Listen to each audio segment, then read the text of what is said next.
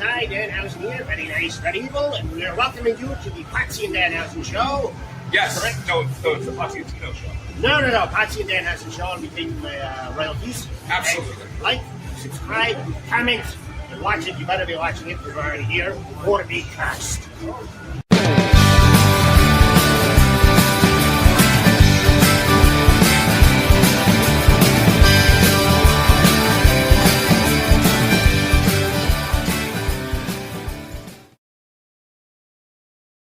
Ladies and gentlemen, boys and girls, children of all ages, the Pots and Pans Network brings you its tag team champions of the world. That's right, Potsy and Potsy and Tino show. I don't appreciate that bullshit.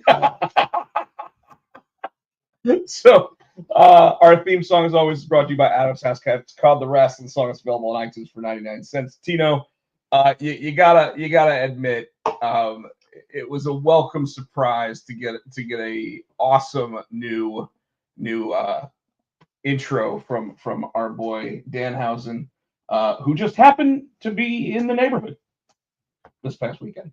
This motherfucker, here's your curse. Or be cursed. No, it was cool. I liked it. It was funny. So, Tino, I normally start with you with what's up with you, but this weekend I had Carolina Fear Fest, which is where I got to meet up with Danhausen again. Second time I met him at WrestleCade a couple of years ago. It's always interesting when you meet the guy because he typically is out of character until he's in character, right? But he's always in the makeup, except he wasn't always in the makeup. Like he actually walked by at the Carolina Fear Fest, I guess, after he took the makeup off. So when he was just going to be walking around the show, he took the makeup off, and he was just a guy walking around that kind of looked like Danhausen. kind of looked like Danhausen. Like, you look familiar. So we got a nice new intro for the show, and it was a lot of fun to do. Actually, like he was a good sport. He was like, "What's the show called?" I tell him what the show's called. He's like, "Okay, it's the Potsy and Danhausen show." I'm like, "What?" But I mean, like, if Danhausen wants to be on the show, Danhausen can be on the show. We will 100% let Danhausen be on the show. Good weekend for me. Big horror convention here in the Raleigh area. Got to hang out with the Dragon's Lair art team for most of the weekend. Got to hang out with my friends from the Art of Angela team, as well as Wes Flannery. And then, of course, just randomly seeing people like Malcolm McDowell walk by or Danhausen walk by. It's pretty cool stuff. Other than that, like people were asking me what comics do I have coming up, stuff like that. We've talked about a bunch of them. Dreadmutt next month. Got the San Diego Comic-Con special edition of that one coming for San Diego. And I started talking, last week with you and some other people about maybe the possibility of new junior high horrors books. So I didn't tell you that? No, bitch. No, I didn't. No. So I've been excited and anxiously waiting for a new one. Y'all know we're not gonna do that again. I try to slip that Bobby bitch, slide that in there, and keep going. Like, no, you better fucking reverse and that shit back. And let's go ahead and show everybody we are live and in person. Like I can reach over in front of him today. I do this. We hadn't done it in a while. Woo! I didn't get you like I normally did. That was light. Normally I slapped the shit out of him. I just tapped him there. I've done it forever. He used to get so pissed because I used to smack the fuck out of him. But I can't now because he's part of me because he's ginger. I can't. No can't have black on black crime.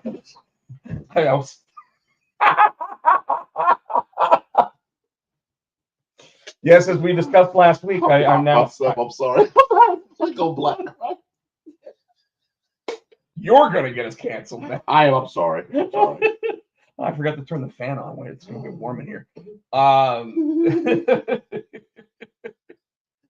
gonna kill me all day. Black on black crime. Oh, got the giggles now. So you just asked me about the possibility of some new junior high horrors books. I guess I didn't talk to you about it. I was sitting at, I was sitting at the comic book shop talking to my friend Daniel, who owns the shop there, and by the way, we have a special guest. He'll be joining us in just a minute or two. We caught him before his workout. Not really. What's that? Look at him. Yeah, He's working out. He's clean up. he's working out while like as he gets ready for us. He's in. It's nice to have a green room where you have workout equipment. Yes, that's right. Yes. We'll have him on in just a minute. But I guess since I did not tell Tino about the possibility of new junior high horrors books, I came up with the idea for 2. After seeing the Final Destination movie, I was like, okay, wouldn't it be funny if I did junior high horrors, The Final Detention? Not okay. Okay. Okay. Just have to figure out how all the kids end up getting detention, right? You do the Breakfast Club style. I mean, sure. Yeah. Well, it would end Breakfast Club style because it would be them getting the detention. Yeah. But then I also was like, they're rehashing a bunch of these old horror movies from the 90s and early 2000s. So what about I Know What You Ate for Lunch Last Week? Okay. Okay. And I had a bunch of people actually like go, yes, I want to read that one. What you ate for lunch? Okay. So yes, I think I'm gonna figure out what to do about the art with those. I was actually talking with Eric Kent, who our guest also knows because our guest is in a book that Eric and I have been working on. But I was talking to Eric about the possibility because he was the artist on all those junior high horrors books. But I was talking to him about the possibility of a new title, completely new.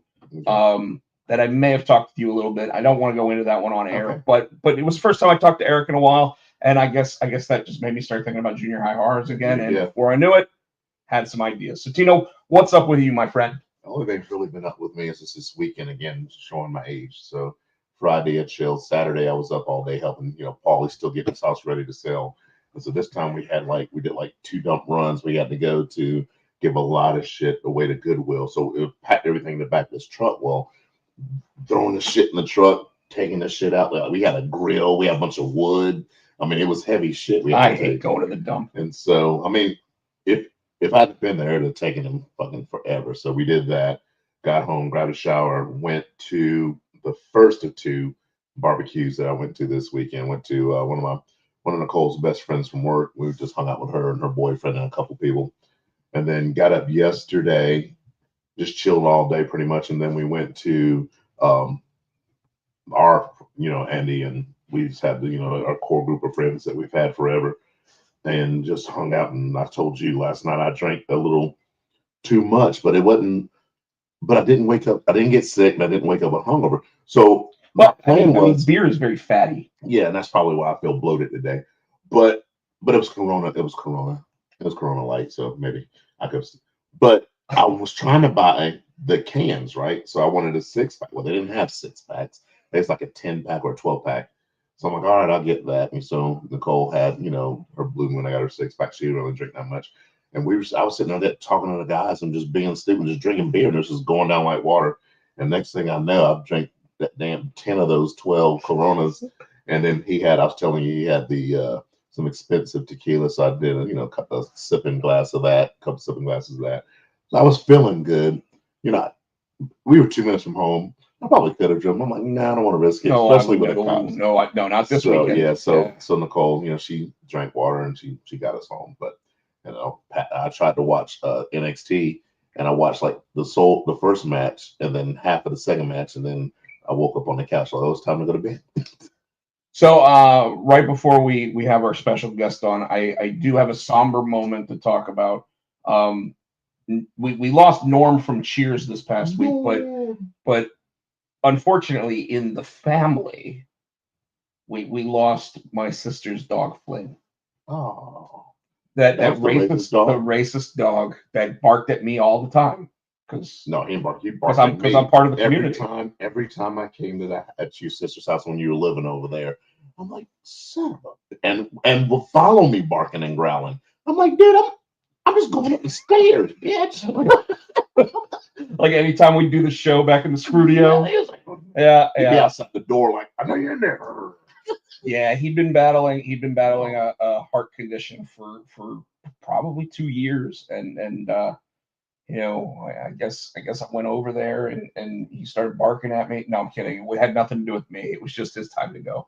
But yeah, it was a pretty tough day for the family yesterday. He was a good boy. Like, did you have to take him to get him put down, or he just? I passed haven't asked. Okay. I haven't asked. They're in South Carolina right now, so I did not ask. But Gotcha. I would think that he was probably struggling, and they may have taken him to do it rather than. But I don't know. My sister is the type that, like, she really probably just wanted him to figure out his own way to go.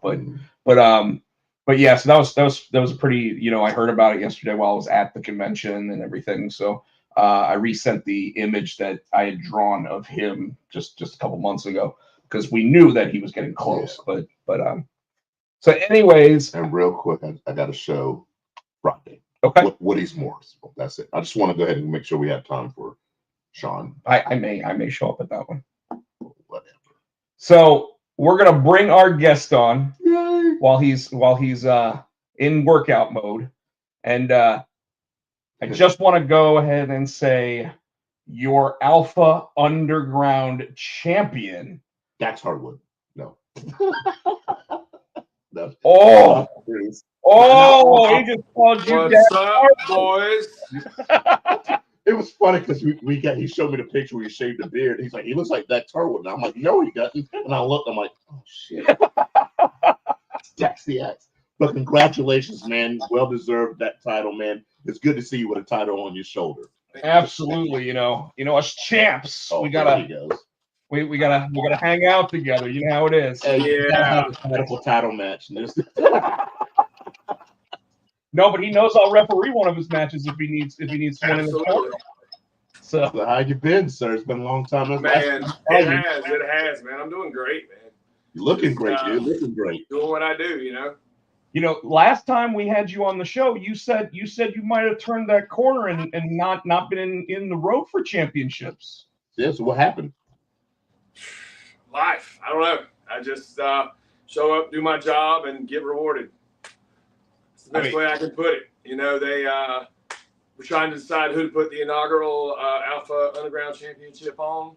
I had a hell of a slugfest match with Kent Wolf, and at the end of it, they awarded me a title that I didn't know was coming. But obviously, I deserve it. So, yes, sir. And you follow Mr. Cruz on TikTok, which I do because they come with friends, and so I go up there and watch everything you do on TikTok, dude. It's amazing watching you just. He keeps staring. That's what he does. Keep staring. That's what everybody needs to do. Keep staring. Yeah, you can't help it, man. Right. You gotta know talent where it is, man, and just be in awe of it.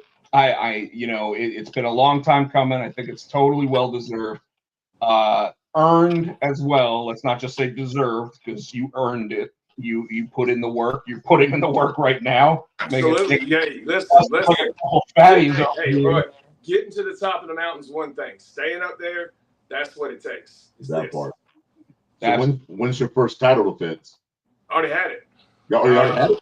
Sorry. What was it, 2 weeks ago? Yeah. Chris T&T Taylor. It's actually posted on my page where you can watch it. I'll have to go back and check it out. Hell of a match. Taking nothing away from Chris T&T Taylor. I mean, we've been across the ring from each other multiple times over the last, 18 years.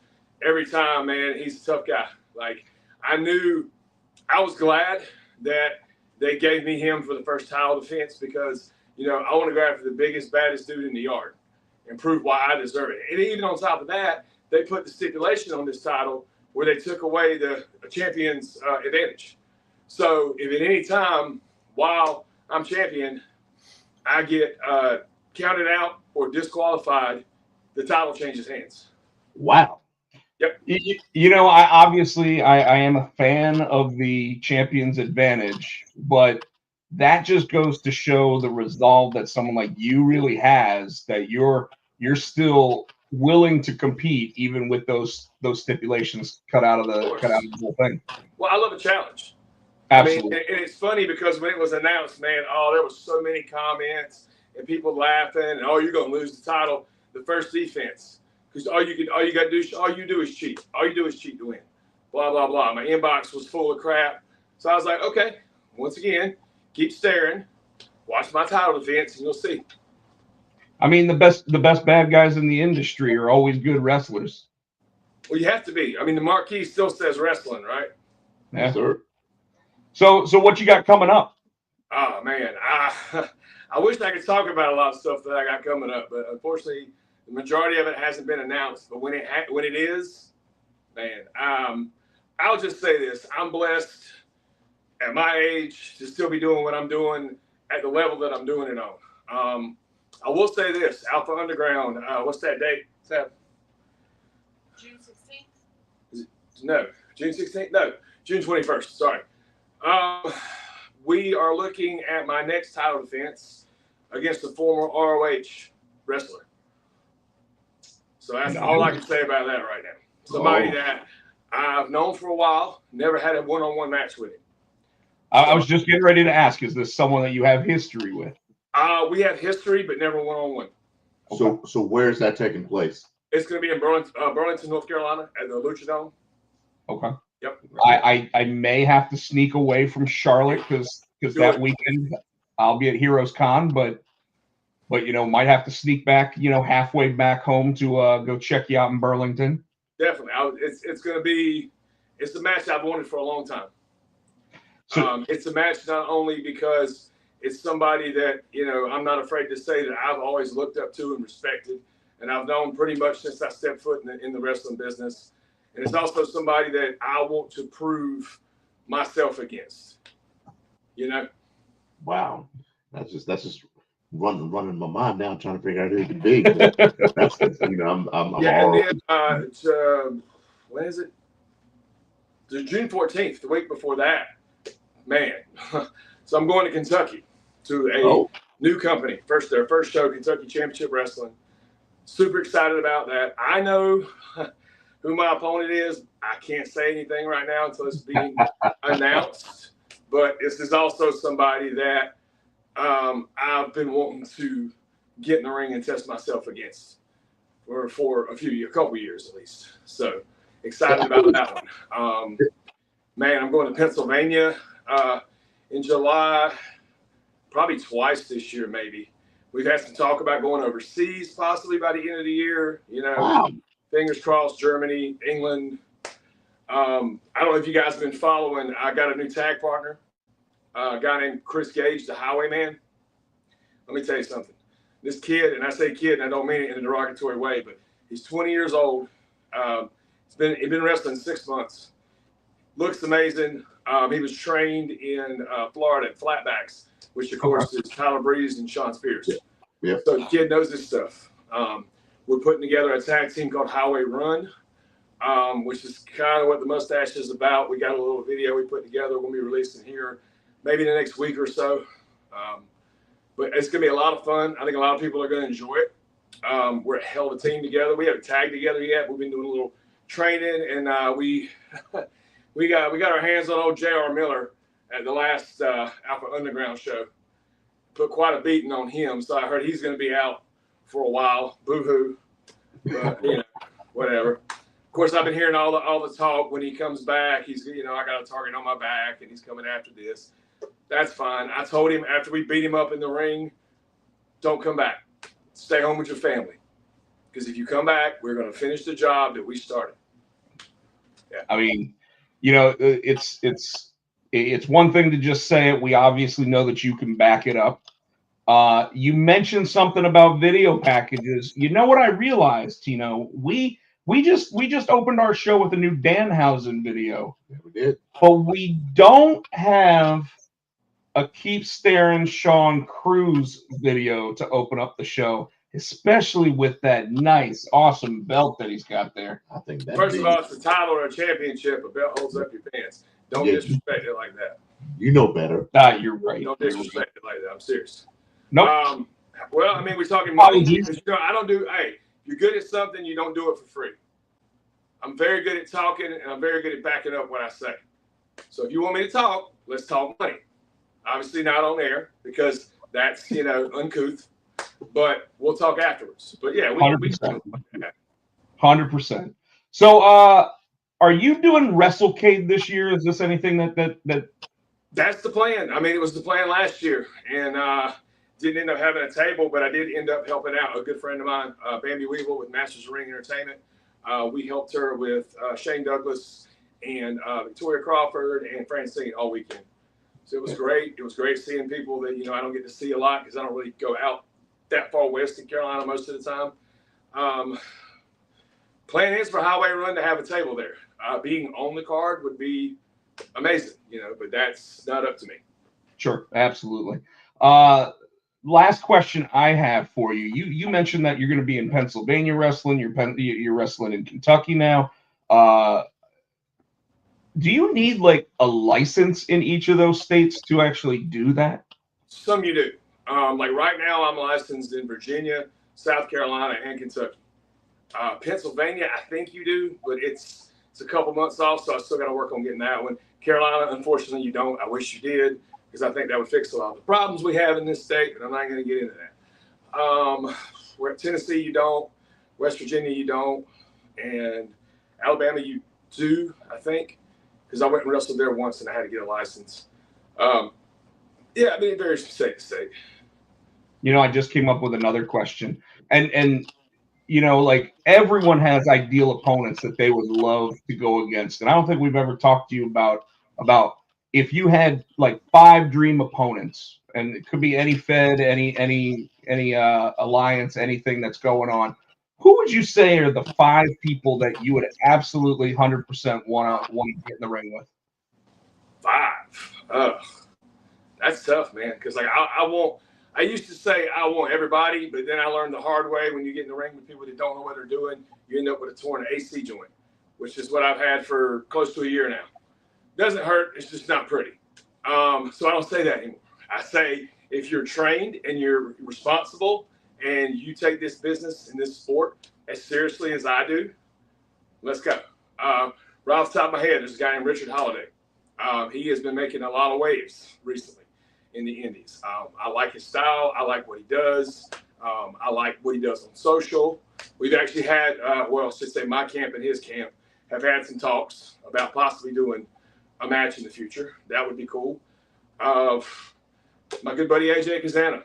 We've always wanted. We had one tag match, maybe like 2-3 years ago. Would love to work AJ one-on-one. That would be a lot of fun. Man, Mike Bennett is one I've always wanted, and just because I like his style, but I also respect his journey and his grind. You know what I mean? Sure. He doesn't post as much as he used to with his like motivational videos and things like that. But like everything about him, like I respect him. And I think he's a hell of an athlete, he's a hell of a worker. And I would definitely love to test myself against him.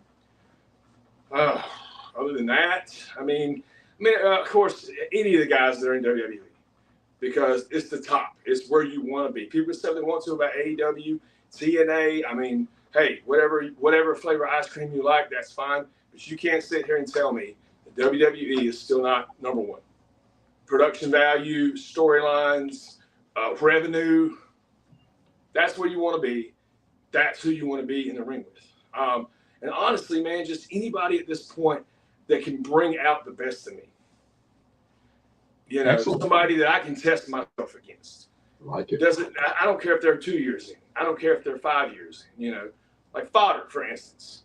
Fodder, would love to work with Fodder. He's only been wrestling, 5 years, I think? And he wrestles like top guys all the time. So just in his experience, I know I could learn so much from being in the ring with him. Sure. And that's one thing, too, is like, I want to wrestle more top guys, man. Like, I'll be 44 this year. I don't know how much time I got left. And I want to wrestle like I said, the Red Tituses, the Heaths, the, Billy Guns, the whoever, just the name guys. Like, I mean, nothing against the indie guys and the guys out there grinding, trying to make a name for themselves. But, like, I kind of feel like I'm past that. Well, I mean, Billy Gunn match. Billy Gunn match. Billy Gunn match would be awesome. He's huge, by the way. Have you ever seen him in person? He is a lot bigger than he, like, should be. He's ginormous. But, yeah. That doesn't matter if it's bigger or harder they fall. It's crazy to think that he's older now than the Undertaker, and Yeah. he's still going, and he's still in like the best shape of his life. Absolutely. Him and Dustin. Yeah, I mean, just watching Dustin, like last night. One of the things that you said, Sean, and I know that you got to get back to your workout, but I'm good. I'm doing it right now. One of the things that you brought up was wanting to work with like WWE guys, and now we've seen where the WWE is willing to work with more of the other promotions out there because like their programs can only worldwide can only be seen on Netflix, but if their people show up in Josh Barnett's Bloodsport. Yeah. or the fact that we just watched as Trick Williams went up against Joe Hendry for the TNA Championship. We'll talk about the winner of that here shortly, but like, is it possible that you just happen to cross paths with these wrestlers now from the WWE? It could be. I mean, I really haven't personally, but it could be. Like, you just never know. But you've got to get out and you got to travel and you got to get your name out there. You got to shoot your shot, as they say. I think this year alone, I've probably messaged more promoters than I have the last 10 combined. And so I'm really trying to go different places and really show people what I can do. And and I'll say right now, if you're expecting the guy that's going to go out there and do the AEW style stuff and like Canadian Destroyers, and that's not me. That's not me. So I hate to disappoint you. If you want a guy that's going to get out there, tell a story, be believable, keep your crowd engaged from the opening bell to the final bell, that's me. I'm your guy. I'm not what I like to call a firework wrestler, where it's just dead quiet for most of the match. And then when they do their little spots and pretty moves, everybody claps and cheers, and it's dead silent again. I don't want that. I want you to be booing, cheering, yelling, stomping your feet, clapping, whatever, from the beginning to the end. It sounds like you're more of an old school wrestling guy. You're not like flip-flop. You're more of the round and pound brawler. Yeah. Don't get me wrong. I can fly if I need to. But why? I mean, when you're good as pure wrestling and grounding somebody down, I mean, you've studied guys like Arn Anderson and Tully. Yes. Why would I need to do anything else?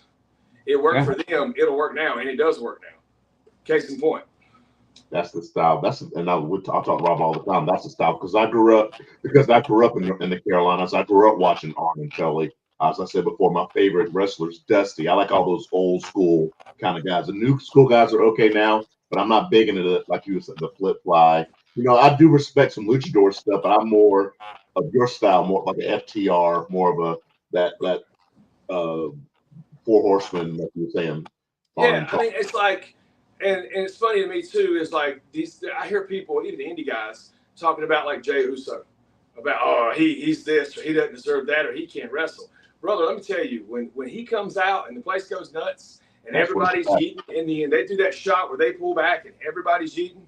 Yes, you don't get more over than that. He's more over than Cody Rhodes. Absolutely. Like I would love to be able. And the thing is like what you just do that. You don't have to go out there and kill yourself and do moonsaults and things that are going to end up getting you hurt.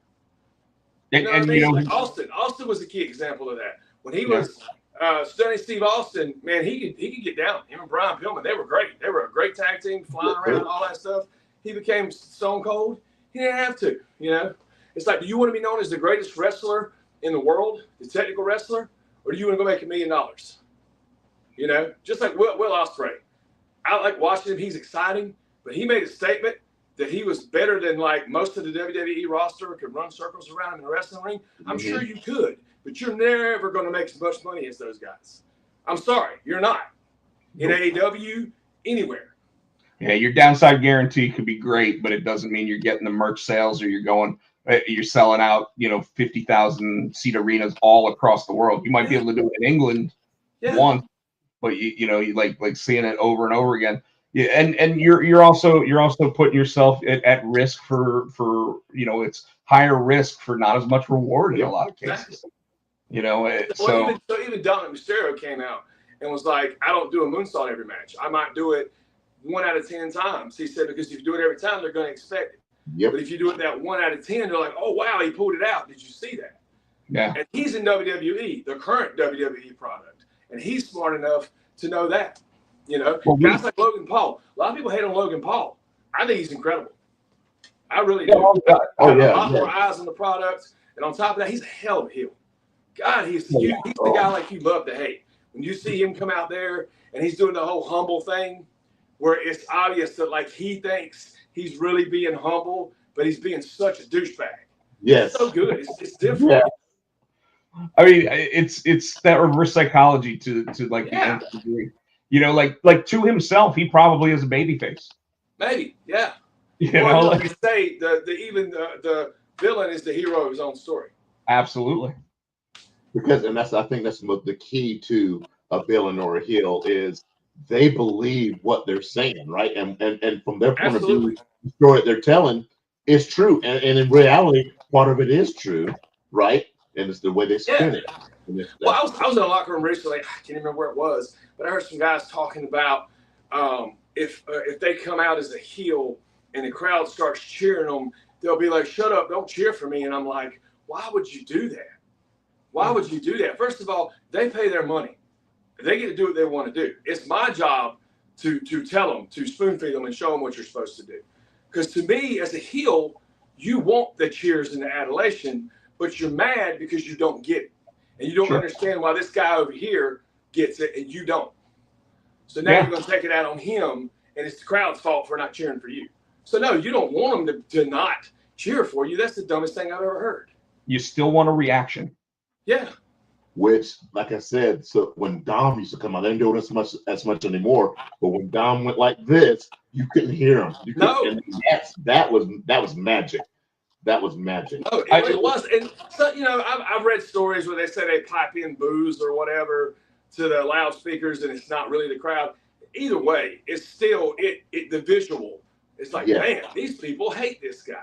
Yes. You know. You know, it could have started as piped in, but at one point the crowd actually ate it up. Yeah. And said, do it Well, too. they do the same thing to Logan Paul now. Yep. He's the guy that gets all that hate more than Dom. Yeah, him and the New Day. Them too. God, they're so good as heels. I was really shocked. Yeah. And to me, that is the mark of a true worker. Just like, to me, Sean was the best. Sean could get the cheers and he could get the boos. He could get them both. Trying to get boos, he was getting cheers. Yeah. So like, you know, prime example with Sean was his match against Hogan. You know, like Hogan demanded that Sean play the role of the heel. Sean plays the role of the heel, and then the next night he's like, "I'm the one here," like, and they started cheering him again. You know, it's like he's the I'd say a master manipulator, but it's not manipulation. Nope. If you're giving the crowd what they want. Yeah. You know, so he just had his finger on the pulse, like he just knew what they wanted. You know. I mean, he still does. You know, even obviously right NXT the way he does. Yeah. So, Tino, you got anything else for Sean? No, dude, that's just awesome. I love this having these conversations. So I know you're appreciating the heel. But what do you think? And we talk about this a lot of times too. It's just there's some point in time where you're heel, but the crowd starts cheering you and you become organically face. How would you feel if that happened? You know what I mean? So if that happens with me personally, then I would go to the promoter and just be or the booker and be like, look, we got to give them what they want. We got to give it to them right now. Right. But we need to tease something to really see if that's what they want. Because sometimes you'll have guys that for whatever reason, they go to shows and they do it on purpose. They cheer the heels and they boo the babies and they just like to cause a disruption. So you don't really know if it's the whole crowd. But if the whole crowd is like cheering for you and getting behind you, then it's like, we need to do something. But then if that booker or promoter is like, no, we got to keep this going like this, he tells me two things. One, he doesn't know what he's talking about. He doesn't know what he's doing. And two, he's not listening to his fan base, his customers, the ones that are there. And the only reason he's there is because they're paying to come see the product. And so I'm not saying you have to let the fans, don't ever let the fans dictate everything. Just like case in point, man, this was so good. I'll send you the link because they recorded it and they do it for actual TV. As a matter of fact, they're on national TV now. Wow. Same the same channel that TNA comes on. Okay. That right now or whatever it is, it used to be Access, I think. Anyways, but I got a link of my copy, and it's unlisted on my YouTube. But I'll shoot it to you. You can watch it. But I wrestled the MATW television champion, Preston Quinn, this past Saturday. And towards the end of the match, I went up was going to the top, and this kid over here was yelling, yeah, go to the top, go to the top. So I put one foot on the top rope and looked at him, and I said, you want me to go to the top? And he's like, yeah. I said, you don't tell me what to do. And I come off the middle. That's how you do that. That's how you do that. But it's a lost art. I mean, guys don't care anymore. Nobody pays attention to, well, I won't say nobody, but the majority of indie guys don't pay attention to the crowd. They just want to get their stuff in. It's the same old story. I don't have to get into it. So you obviously are a fan of the business as well as being part of the business. Absolutely. Right now, one of the top guys in where you're at. If you're the top guy, never mind. Forget that. Forget what I said. But in your mind, is the John Cena heel turn working? Yes, in my mind, to me. And then I also like when they started throwing in the wrinkle where he was almost regretting it. So they did. My favorite part was when they did the press conference, and he was like, I've been treating you guys unfairly, and if I'm going to be the last champion, I need to, conduct myself as one. So we're opening up the floor to questions. Yeah, you. And they start asking the question. R-Truth comes up there, says what he says, gets the AA to the table. No more questions. Walked off. That was perfect. The 3 promos he did leading up to, I think it was 3 or 4, leading up to him and Cody, I thought were done very well.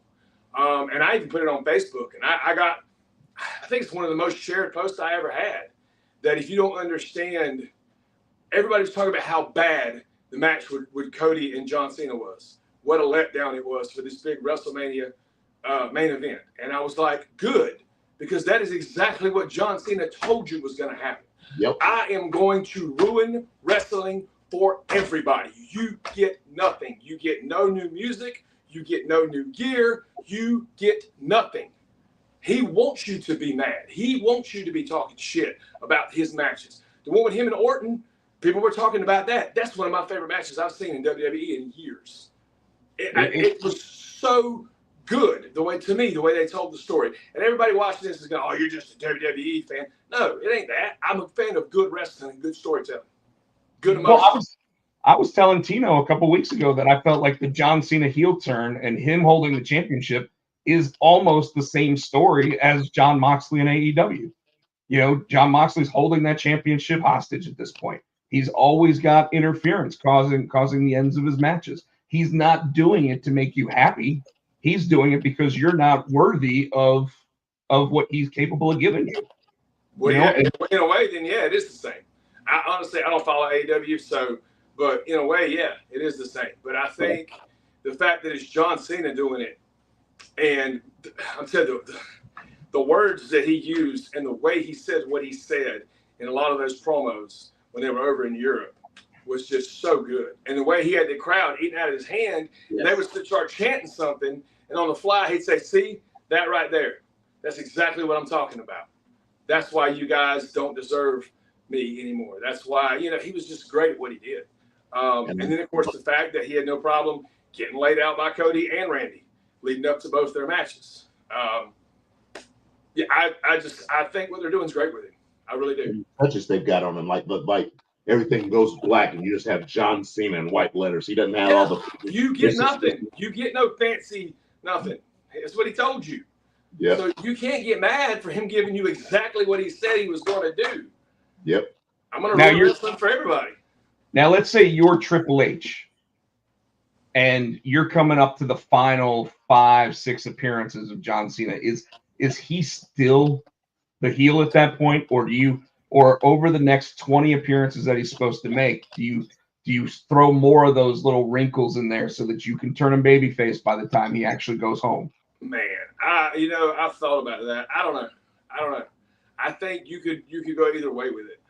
I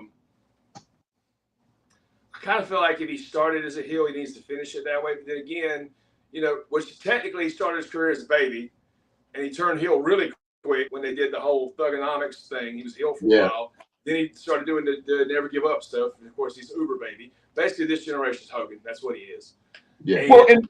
But what we're seeing is that he's actually getting cheered more right now as a heel than he was as the past couple years of baby. I think you need to listen to the fans on that. I think if by the end they're cheering him, then yeah, he needs to go out as a baby, or at least refuse to cheat, and then end up getting hit with because I'm thinking it's going to be Punk. I don't know why, but I think they're going to end up putting the title on Punk. It's going to be him and Punk December 13th or whenever the match is supposed to be. Okay. And maybe he goes to use the belt and he just thinks about it and he's like, no. And then when he puts it down and turns around, he gets hit with a GTS. You know what I mean? Maybe something like that where he's not like a full-on baby. But yeah, I mean, you do have to listen to the fans. And that's the problem. It's just like with The Rock when he was Rocky Maivia. Die, Rocky, die, and Rocky sucks. They had to listen to the fans and turn it around. Roman Reigns, when he was getting pushed down everybody's throat as a babyface. Yep. They hated it.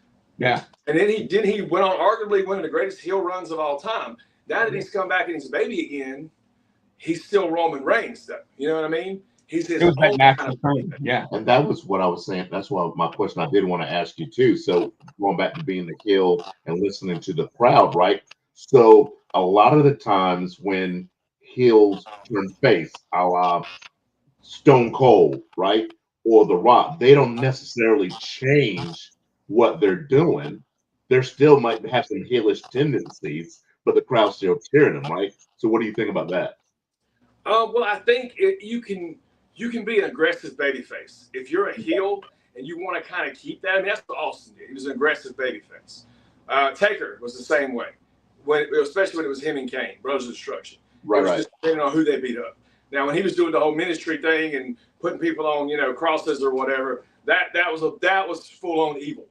But yeah, it all depends. I mean, Triple H was kind of the same way when he was either a heel or a baby. Well, you got to think Austin when he turned was because it showed how tough he was, and the crowd finally got behind it. He passed out from the sharpshooter and the blood, and then Brett was the POS now for the things he did in the match. Which Brett, I mean, if you go and watch a lot of Brett stuff, even when he was heavyweight champion in WWF, he did a lot of heel stuff as a baby. He was just a very aggressive, do what it takes to win. I mean, he didn't rake eyes and low blows, but he would pull some tights. He would use the ropes. He would grab a guy's hair. To me, it's like you're in there in a fight. And honestly, I think that's the biggest problem with wrestling in general today, especially indie wrestling. 90% of these new guys have never been in a fight before. They don't know how to handle it. They don't know what happens if you really get hit in the face. It's like if I'm in a fight and a man grabs me in a headlock for straight up headlock shoot, I'm doing everything I can to get him off me. You know what I'm saying? I'm not just going to stay in one place oh my head. It doesn't make sense to me. If you've ever been put in a legit chokehold, like a rear naked choke, chin lock or whatever, and you just sit there like this with your hands down while you're reaching out to the crowd while that man's squeezing you, you got about 5 seconds before you pass out, maybe 10. You need to break that. I think a lot of guys need to watch UFC, MMA stuff, because that's legit. Now, they're not flopping around as soon as the guy puts them in a chokehold, but they calm down, they don't panic, and they start trying to break that pressure point. They conserve their energy, they conserve their breath, they do everything they can to make sure that they're not winded. Because I mean, the more expelling of energy that you do, the faster you're going to be out. Well, I told you, I almost got choked up by a 2-year-old. My son, when he was 2, I was sitting in the bed. He came up behind me to hug me, but when he did, his forearm was under my throat, and I started seeing the spots, and I just laid all my weight down. I'm telling you, it don't take much. It don't take much, man. Well, it's funny, because sometimes, amazingly enough, I still get booked as a babyface. Some places, I don't know. With this face, how can you be a babyface? But what I'll do a lot is if a guy's got me here, and I'm trying to get up, get the crowd going, instead of doing the clap or the feet thing to get them going, because if I got enough energy to clap or stomp my foot, I should be able to break this hold, right? Yes. Yes. So I'll go under here, and I'll start doing like this. And as I'm doing this, they start with every time I try to push and get my head up. That's genius. I never would have. That's genius. I use it. It works. Like I never would have thought of that. Yeah. That is genius. I mean, and they're they're willing willing him. to They're yeah. willing him out of the hole. That's what he's doing. They're doing what he wants them to do. Exactly. I like it.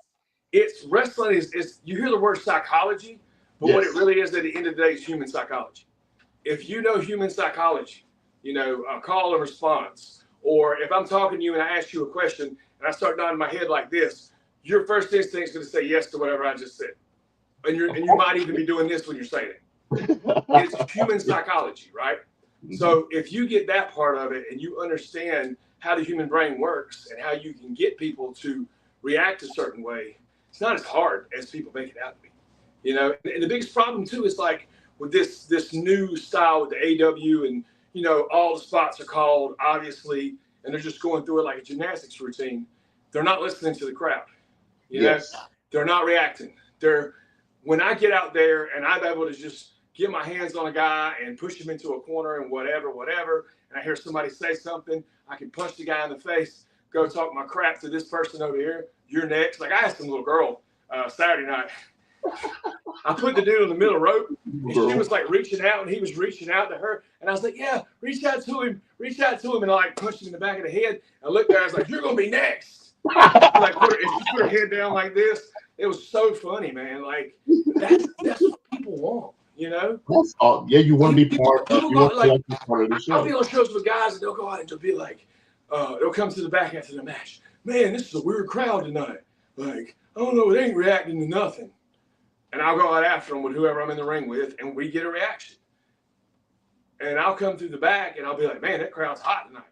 And arrogant, like, oh, I got the crowd, you didn't. But, like, these people give up, man. Like, if I put together a 15-minute choreographed match, and I go out there and I get 5 minutes into it, and they're sitting on their hands, why am I going to bore them for the next 10 more minutes? You got to improvise. I mean, it all goes back to, and this, you've both been talking about old school wrestling, right? Like, and when you think about it, like, how many of those matches got called in the ring because it was just about the feel? How often do you hear about like when all of a sudden like the baby face in the match sits there and says, "Forget what the finish is, you're going over tonight because it's just gonna make it even better."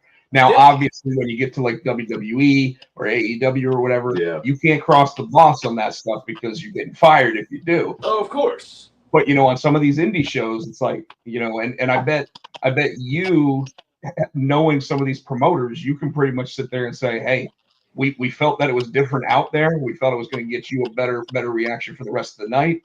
This is why we did this." So yeah, exactly. So. A lot of times people call me a selfish worker, or they'll claim that I'll go into business for myself. And I just want to put on the record now that anything I do for any promotion, anytime I step in the ring, is to help that promotion as a whole. I mean, they're paying you, right? It is not about me. Wrestling is a team sport.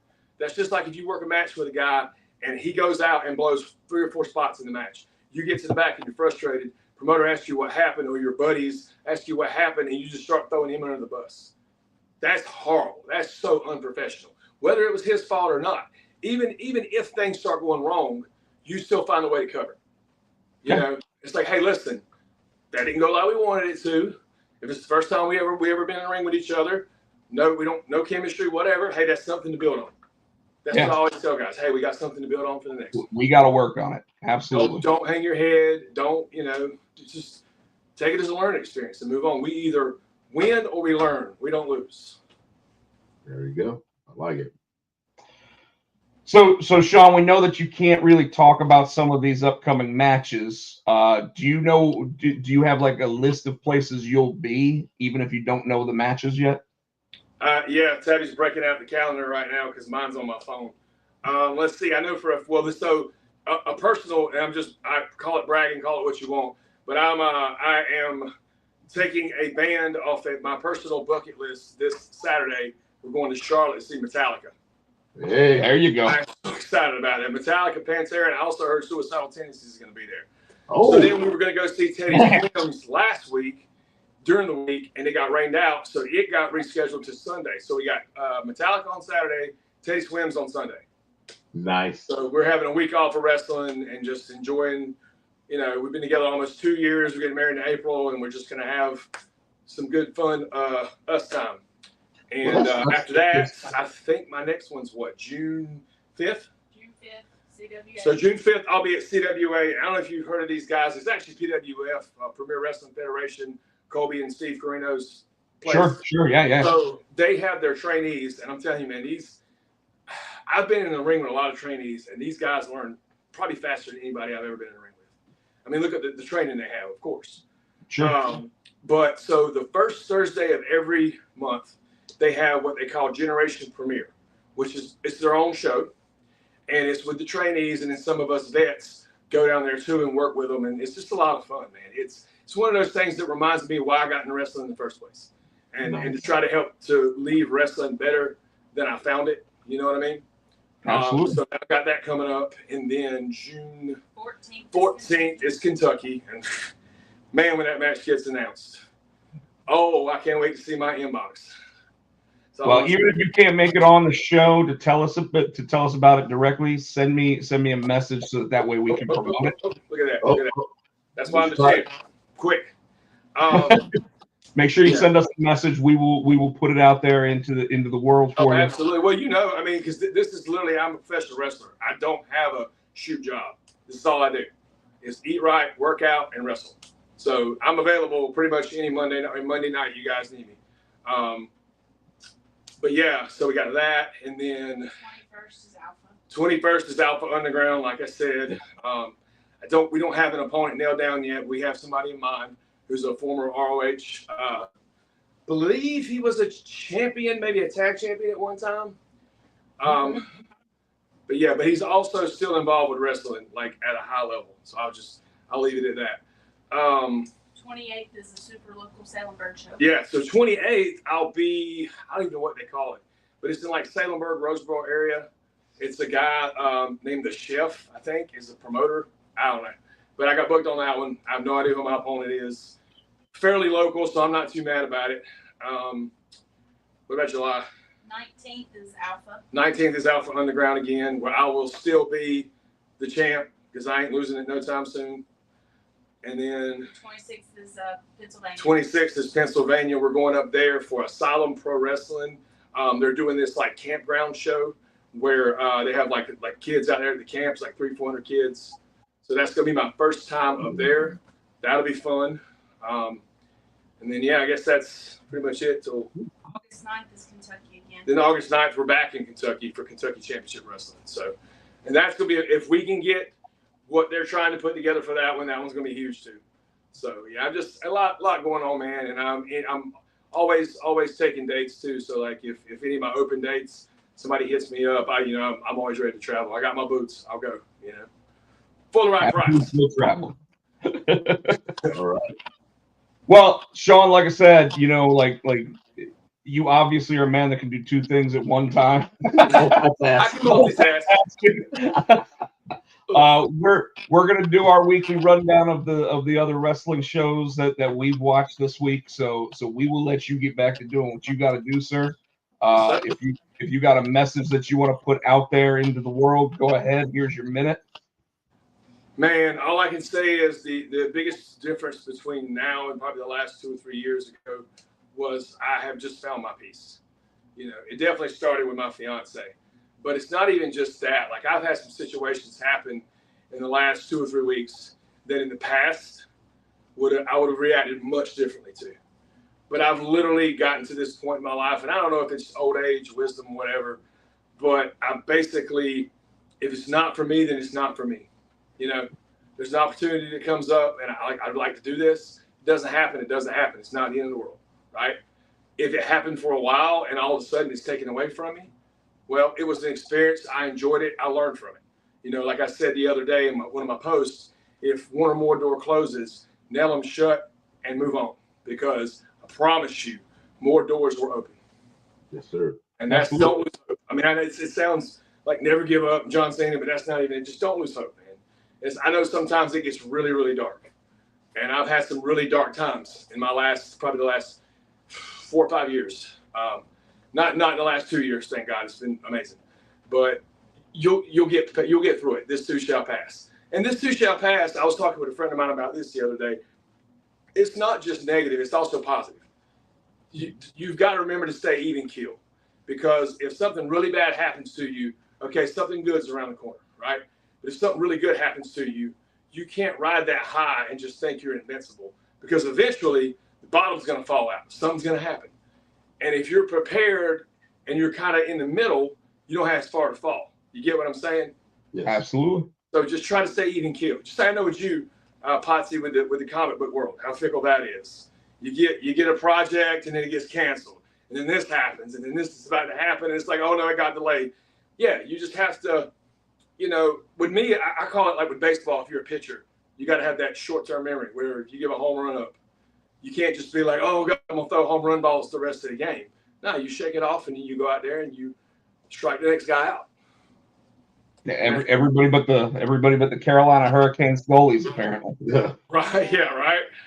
So, anyways, Sean, you keep working. You keep doing what you do. I'll keep staring. We will keep staring. Absolutely. So, great talking with you, brother. Thank you, sir. You too, guys. All right, peace out. So, Tino, that was us talking with our good buddy and Alpha Underground champion, Sean Cruz. Just on the fan, you said? Yeah, just a fan. We don't need the light. Well, I don't know. You can't really see me. Oh, well, okay.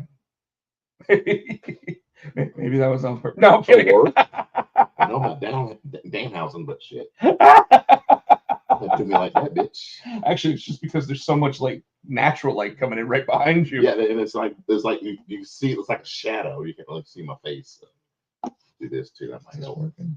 Is this thing on? I don't think this one's working. Anyways, so Tino, we just had our good buddy Sean Cruz on, Alpha Underground champion, but we didn't talk about what on the weekly have we been watching.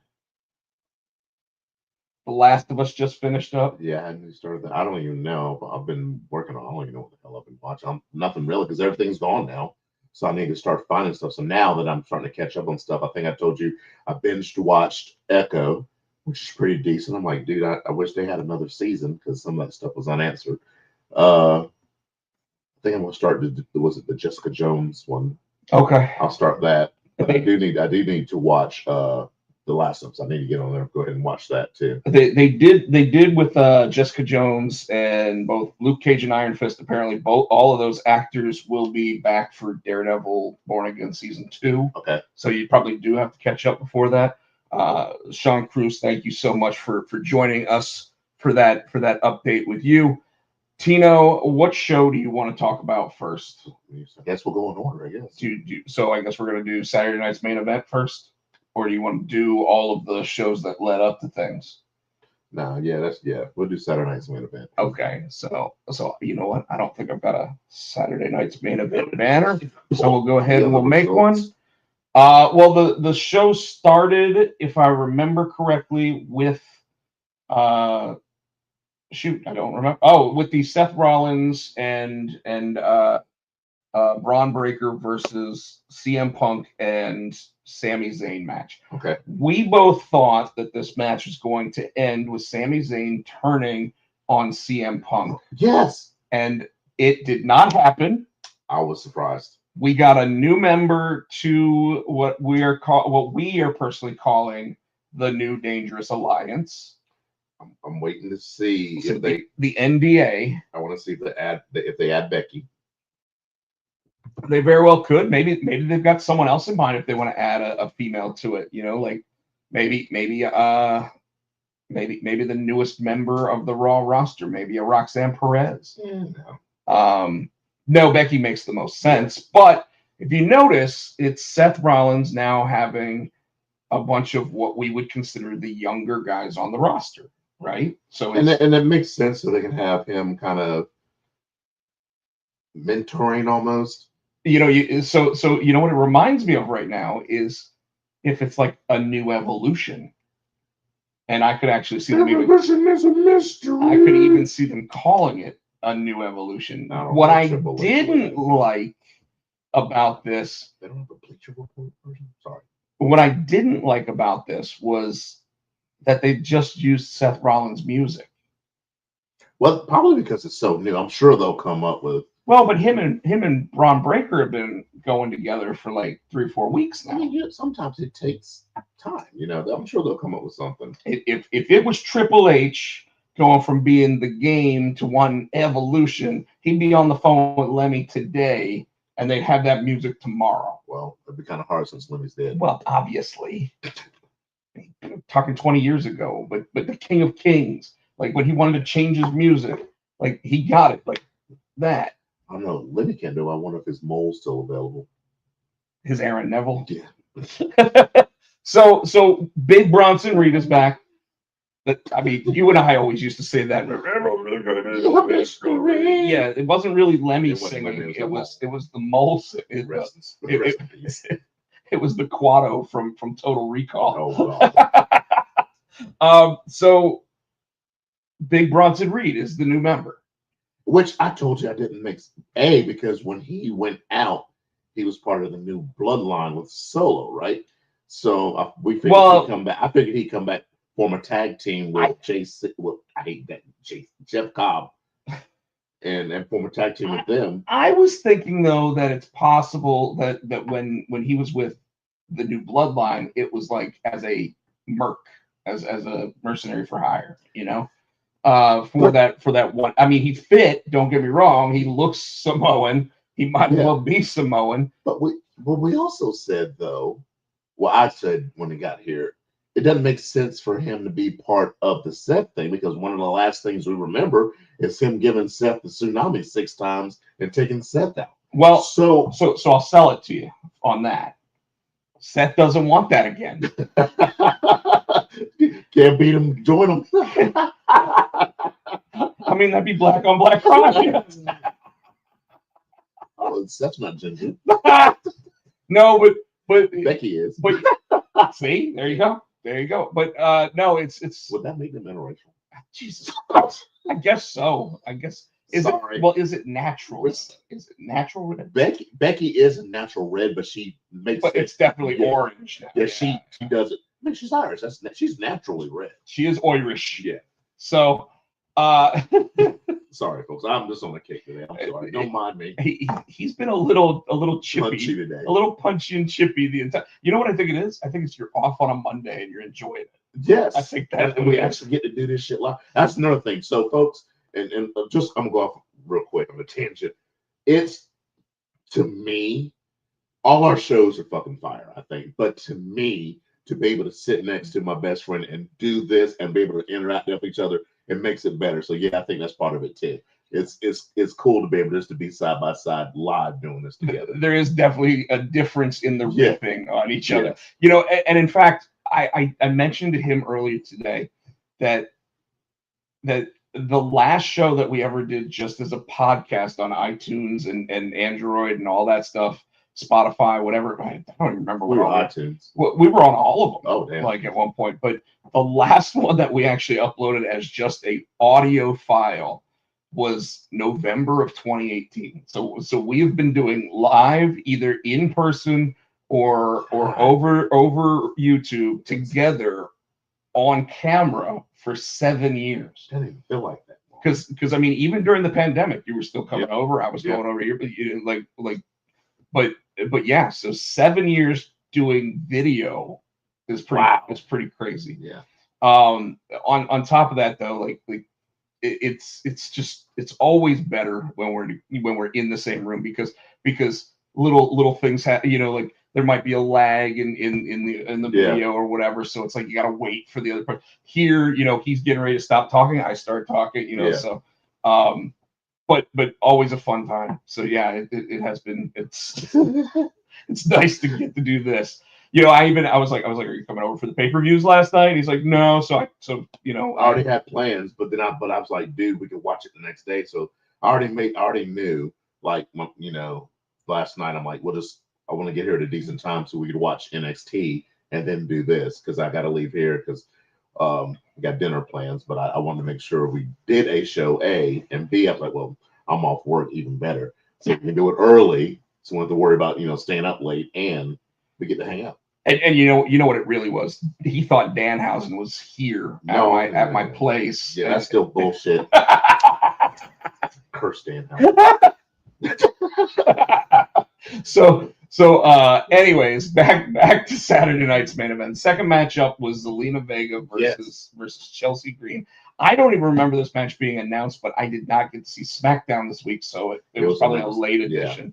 Zelina Vega did screw up a 619. Yeah, I didn't, because I remember asking you. I don't remember. All I know is I remember all of a sudden Chelsea's nose was bleeding. I'm like, what happened? That's when you told me it was the 6-1 oops, or what you call it? The 6-1 oops. Yeah. So I didn't even start talking about Saturday Night Live or Saturday Night's main event with what happened with me watching it. Oh yeah. So I got home at like 10:22 at night, and I go to watch the program on Peacock, and it won't let me. It said my stuff, and it said like or whatever, so that way I could watch it later, I guess. And right above it, in really tiny letters, it said like, this replay is not yet available. Mm-hmm. So I clicked the more, and it went to the bottom, and I saw Saturday Night's main event. So I clicked on it, and then I said, go ahead and watch replay. Had no idea what I was going to get was Saturday Night's main event, and it was in Spanish this time, and I was like, why? And here's what was weird about the Spanish presentation: you could still hear Michael Cole and McAfee underneath it. Yeah. So I was trying to listen in, and I got through the first match, and I was like, I can't do this anymore. Yeah. So I turned it off. I started watching. I think I was watching Poker Face. Okay. And so I was watching the newest episode of Poker Face, and then I was like, damn it, I want to watch Saturday Night's main event, and it was finally up at like 10:45. We talked about that. That's what pisses me off. Like when it was WWE Network, you could click in anytime and wind it. Once it starts, if you don't get it within the first 15 minutes on Peacock, you got to wait till the end, and then it takes. Well, Saturday Night's main event came up sooner. The PLEs sometimes the next day. Yeah. No, it's a couple hours later, and like if it ends at 11, I'm staying up to 1 o'clock, so I was watching the next day. Yeah, that's the only thing that aggravates me about it on Peacock. I couldn't agree more. I couldn't agree more with that. But so Chelsea Green got busted open. Yeah. Had a little color going. That nose. She her and her secret Hervis. I can't bring myself to say it. Yeah. It's terrible. I mean, Piper Niven is great in the role. Don't get me wrong. She is killing it as a Secret Service agent. I think my favorite part of that when one of my favorite parts, Zelina Vega went to the top rope and Piper came and pulled her down, and then McAfee goes, "Yeah, she just dropped her off the front." It's like nice callback. Nice callback. I liked it. Well, he also made a statement because the entire event was sponsored by Dude Wipes, and he said something about having to wipe yourself up after watching that. I don't know which match it was, but he said something like that at one point. It was pretty terrible. Pretty terrible. It was pretty terrible. Next up was the next thing up, the John Cena versus R-Truth. I'm sorry. John Cena versus Ron Cena. That was awesome. McAfee was on fire. He's like, "Oh, that is Ron Cena." But this match was shorter than I was thinking it was going to be too. I was kind of disappointed. I think they figured out, hey, even though we've got an hour and a half for these 4 or 5 matches, like we were starting to run out of time. Is what it felt like. Like Jesse Ventura went long in his intros or whatever. I don't know. Talking over the damn. The lady was trying to announce the cage match. He's talking over her. I'm like, dude, shut up. They did get mad at Jesse Ventura talking through the entrances by Lillian Garcia. Absolutely. I was like, shut the fuck up, dude. But we were just talking to Sean Cruz about how John Cena, you don't get anything from him, like the black and white screen, no like barely the music, and yet Ron Cena came out. He had the Ron Cena package. That shit was. I was confused. Like at first, like, We're like, why are they playing his music again? and then Truth, R. Kelly, the Truth came out, and I was like, got it. Even And his it was hilarious. T-shirt Yes, was a black version of John Cena. it was hilarious. I mean, I love Ron. does that mean John Cena's black now? No, He's not a ginger. no, he's not ginger. Gotcha. He's not ginger. Gotcha. Okay. So the And match was shorter than I expected. We he's got later, definitely, because he's got kids. he's got kids. He's got like 10 kids. Well, but he knows he has the kids, Oh, okay, true. and the kids know he's the dad. See, I didn't go there. I didn't go there. That's a little too What's far. that black on black crime? Yes, that was a little too far. That was racist. That you just lost your card. No, You're back. no, you can't. You can't take it away now. You're back. I just got it reinstated. So this match, you said it was a lot shorter than anticipated. It was only like 9 minutes long. Yeah. I gotta ask you here. Sorry if that just made some extra noise. I hit the microphone accidentally. I've got to ask you, Tino. Are they wasting John Cena's matches on like people that shouldn't have a match with him? Like why isn't he putting over young people? Is it because he did that his last couple runs? Well, I think they wanted to have Cena on Saturday Night's Main Event. They want to make the most of the dates they have with him. B, it kind of, I don't want to say kills off, but it kind of wraps up this whole my childhood hero thing. So it kind of closes because he's retiring, Right. So they're going to close that chapter of the R-Truth thing. So I think that's why they did it, and they didn't want to waste a title defense, right? So those are the three reasons. They didn't want to waste a title defense. They want to make sure they had. I mean, would Cena. it matter being a title match or not? It would. Well, because it goes back to the same thing I bitch about. We know that Truth wasn't winning that belt, so why even? So You know what I'm because saying? it was a non-title match, he could have possibly won the match. Yes, Very slight though. I mean, very slight. I mean, you went from a 0 to like a 5%. Yeah, but in the 9 minutes they did, he put up more offense than I thought he was going to, and John sold. And it was also John Cena's offense that he was using. Yes, because he was Ron Yes. Cena. When he hit that AA. and went to pin him, and the referee got the two, I'm like, they gonna let him win. I got excited for just a second. I was like, oh, he's gonna beat him with his own shit. And then but see, that'd have been perfect too, because Cena could have snapped, and that could have taken him deeper into a heel roll. Well, I think what they did was the opposite. I think that he got the belt and he was getting ready to hit Truth with it, and then he looked like he had regret. That's what I wanted to talk to Cruz about when we had him on here too, because are they starting to sprinkle that in, like he's still fighting with that good guy, but even though he did kick him in the nuts, but he could have hit him with that belt and he didn't. Well, he hit him with the belt he, afterward. Yes, so I'm wondering if are they starting to maybe sprinkle it in, like he might, because then like you said, they followed through with the belt shot after, but that one little, because you can see in his face, because he stopped and he looked at the crowd, and you can kind of, it's weird. You know how when you have, I don't know how to say it, when you have Venom, say you have, for example, Venom. Okay, so you're mean Venom, right? And then when you get that split second of I'm about to do something, it comes off, and you can see the good guy underneath, but then the Venom comes back. You know what I'm saying? So I wonder if that's kind of what that was when he went to go him the first time with the belt. That was that mask coming off, like, the fuck, I'm still good guy. I'm still, part of me is still a good guy. Well, and then the ref took it, and then it came back on. He kicked him in the nuts, and then he hit him with the belt. You understand what I'm trying to say? Yeah. And there's been, even in the Randy Orton match, they're saying that there was a little bit of that at the end of the match when he got done the match and he put his arm on the ropes and he looked around and he was like, put his head down and then hopped off the ropes and then finally walked out. Everybody, you kind of like, I'm wondering if it's a little bit of regret that they're sprinkling in, or is it like what he's trying to do isn't working?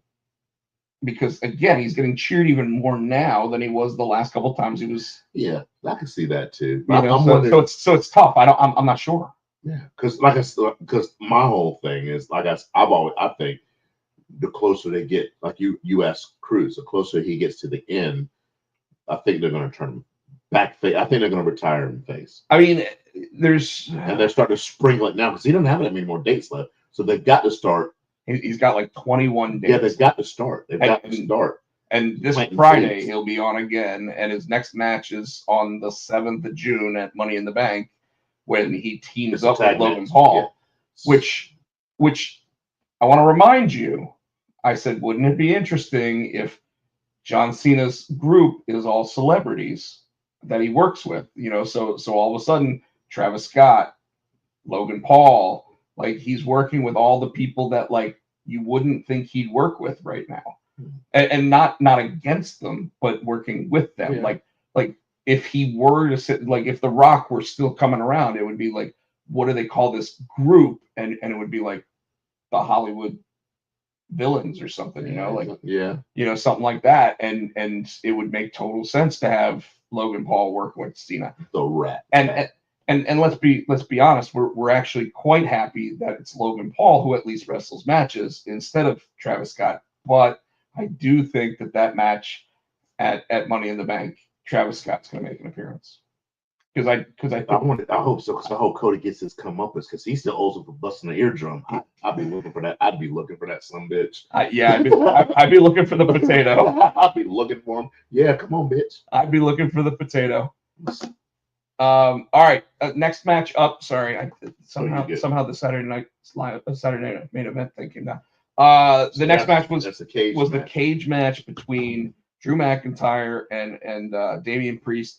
They bring on Jesse the Body Ventura for commentary. Shut the fuck up. Great match. Yeah. Like when Jesse shut the fuck up. Well, listen up, Michael Cole. And then of course the match gets to the end. We get a concerto. We get Drew McIntyre laid out in the ring, and instead of pinfall or submission, Damian Priest, full heel here, walks out the front door. And Jesse the Body Ventura goes nuts. What do you mean he could just walk out the door? What do you mean? That's a coward's way out. And back in the day, he'd do the same fucking thing. Damn right. Damn right. And then he gets mad at McAfee because he's like, when I was wrestling back in the day, I was the first one that was at the commentary booth, and then I got in the ring, and then and apparently someone else is doing that. He said the only reason I'll smack you right now is because you lost. I'm like, God, that was fun. And then here's Michael Cole. Oh, I'm undefeated at WrestleMania. And Jesse's like, you are? And he's like, you wrestle? Wasn't it Jerry the King Lawler? Yes.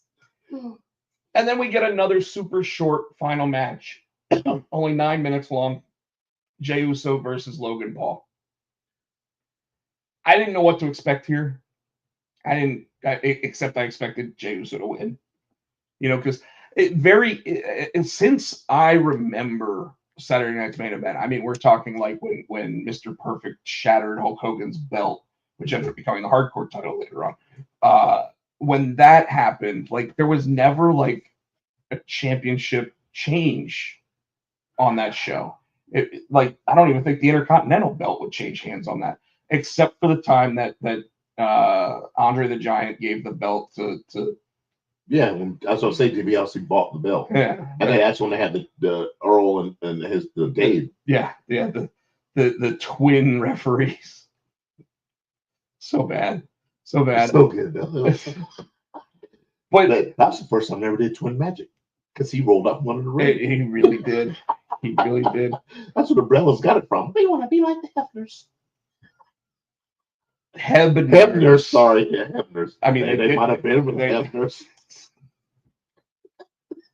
Actually, I think Hugh Hefner is in the WWE Hall of Fame, and I think the Bellas were the ones that walked him out for his little thing. His little thing. See, I was gonna let it go. You know why? Because he's not ginger.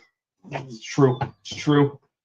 I got that working for me. No. So, whoa, big fella. Whatever. I'm gonna take your card again, bitch. I didn't even know you gave it back yet. I was thinking about it, but not. So anyway, right before the match happened, John Cena sees Jey Uso and actually says something pretty intense. I felt Yeah. like saying, That was a "Hey, good promo. hey, what if when I leave with this belt, Logan Paul. your belt is actually on the waist of a YouTuber?" And I got a shiver from that. I was like, "Ooh," especially since it was in Spanish. No, I'm kidding. Domingo. Leave with the belt. So, anyways, the match ends up happening, and John Cena says, "I'll be watching closely." And apparently, he was watching a lot closer than we thought. Because he came out. Well, not only did he come out, but nobody cheered or booed that he was there. Yeah, So they did. That's why when they started cheering, I was like looking. I He didn't was hear. cheering. Yeah, they were cheering, and they were standing up looking at the brick. So I knew somebody was there. I thought it was Cody. Who, not surprisingly enough. Yeah, but they had to play his music. Yeah. See, they didn't play Cena's music when he went out. Well, he gives them nothing. Give nothing. Get nothing. He like it. But he pulls the You referee. win nothing. He pulls the referee out of the match, which, by the way, should have been a DQ. disqualification. And I understand if you pulled, the ref hit the mat so hard that he was unconscious because he didn't even look up. Now everything went down in that ring. He's still laid out. Fucking Cody had to pick him up and throw him in the ring for the pin. Yeah. So I'm like, John Cena doesn't know his own strength. I guess not. Maybe when he pulled him out, he hit him with an elbow. Or just pulled him out and hit first Face first. After getting all the rug burned Yeah. from the mat. So overall, how do you feel the show was? B plus. B plus, okay. B plus. I would have personally gone B to B minus. Oh, we're actually getting comments in the audience. We got Mr. Helios. What? You did miss the Ron Cena reaction. Yeah. Yeah, Go back and watch it. It was awesome. Yeah. Tino took my black card. He's over here doing black on black crime. You were the one that asked if Becky Lynch is in an interracial relationship. I did.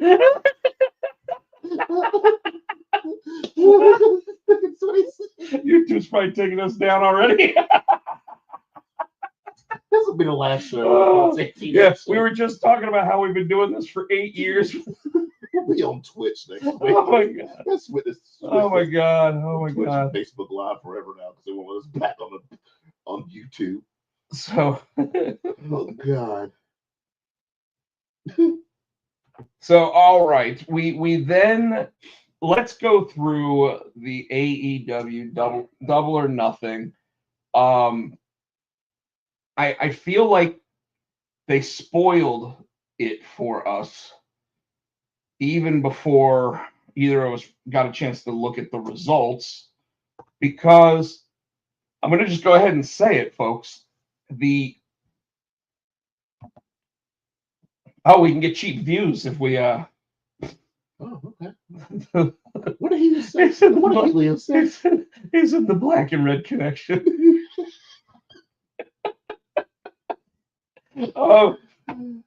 So Mercedes Moné and Adam Hangman Page both wore black and pink outfits.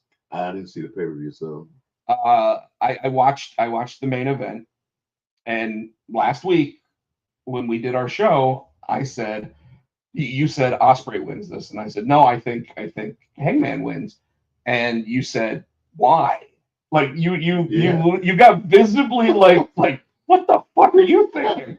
And I was like, no, I think Hangman wins because the way the Young Bucks are acting with Jon Moxley, I have a feeling there's a long-term swerve coming where not Swerve, by the way, but Hangman turning heel and rejoining the Young Bucks. And I said that last week. Okay.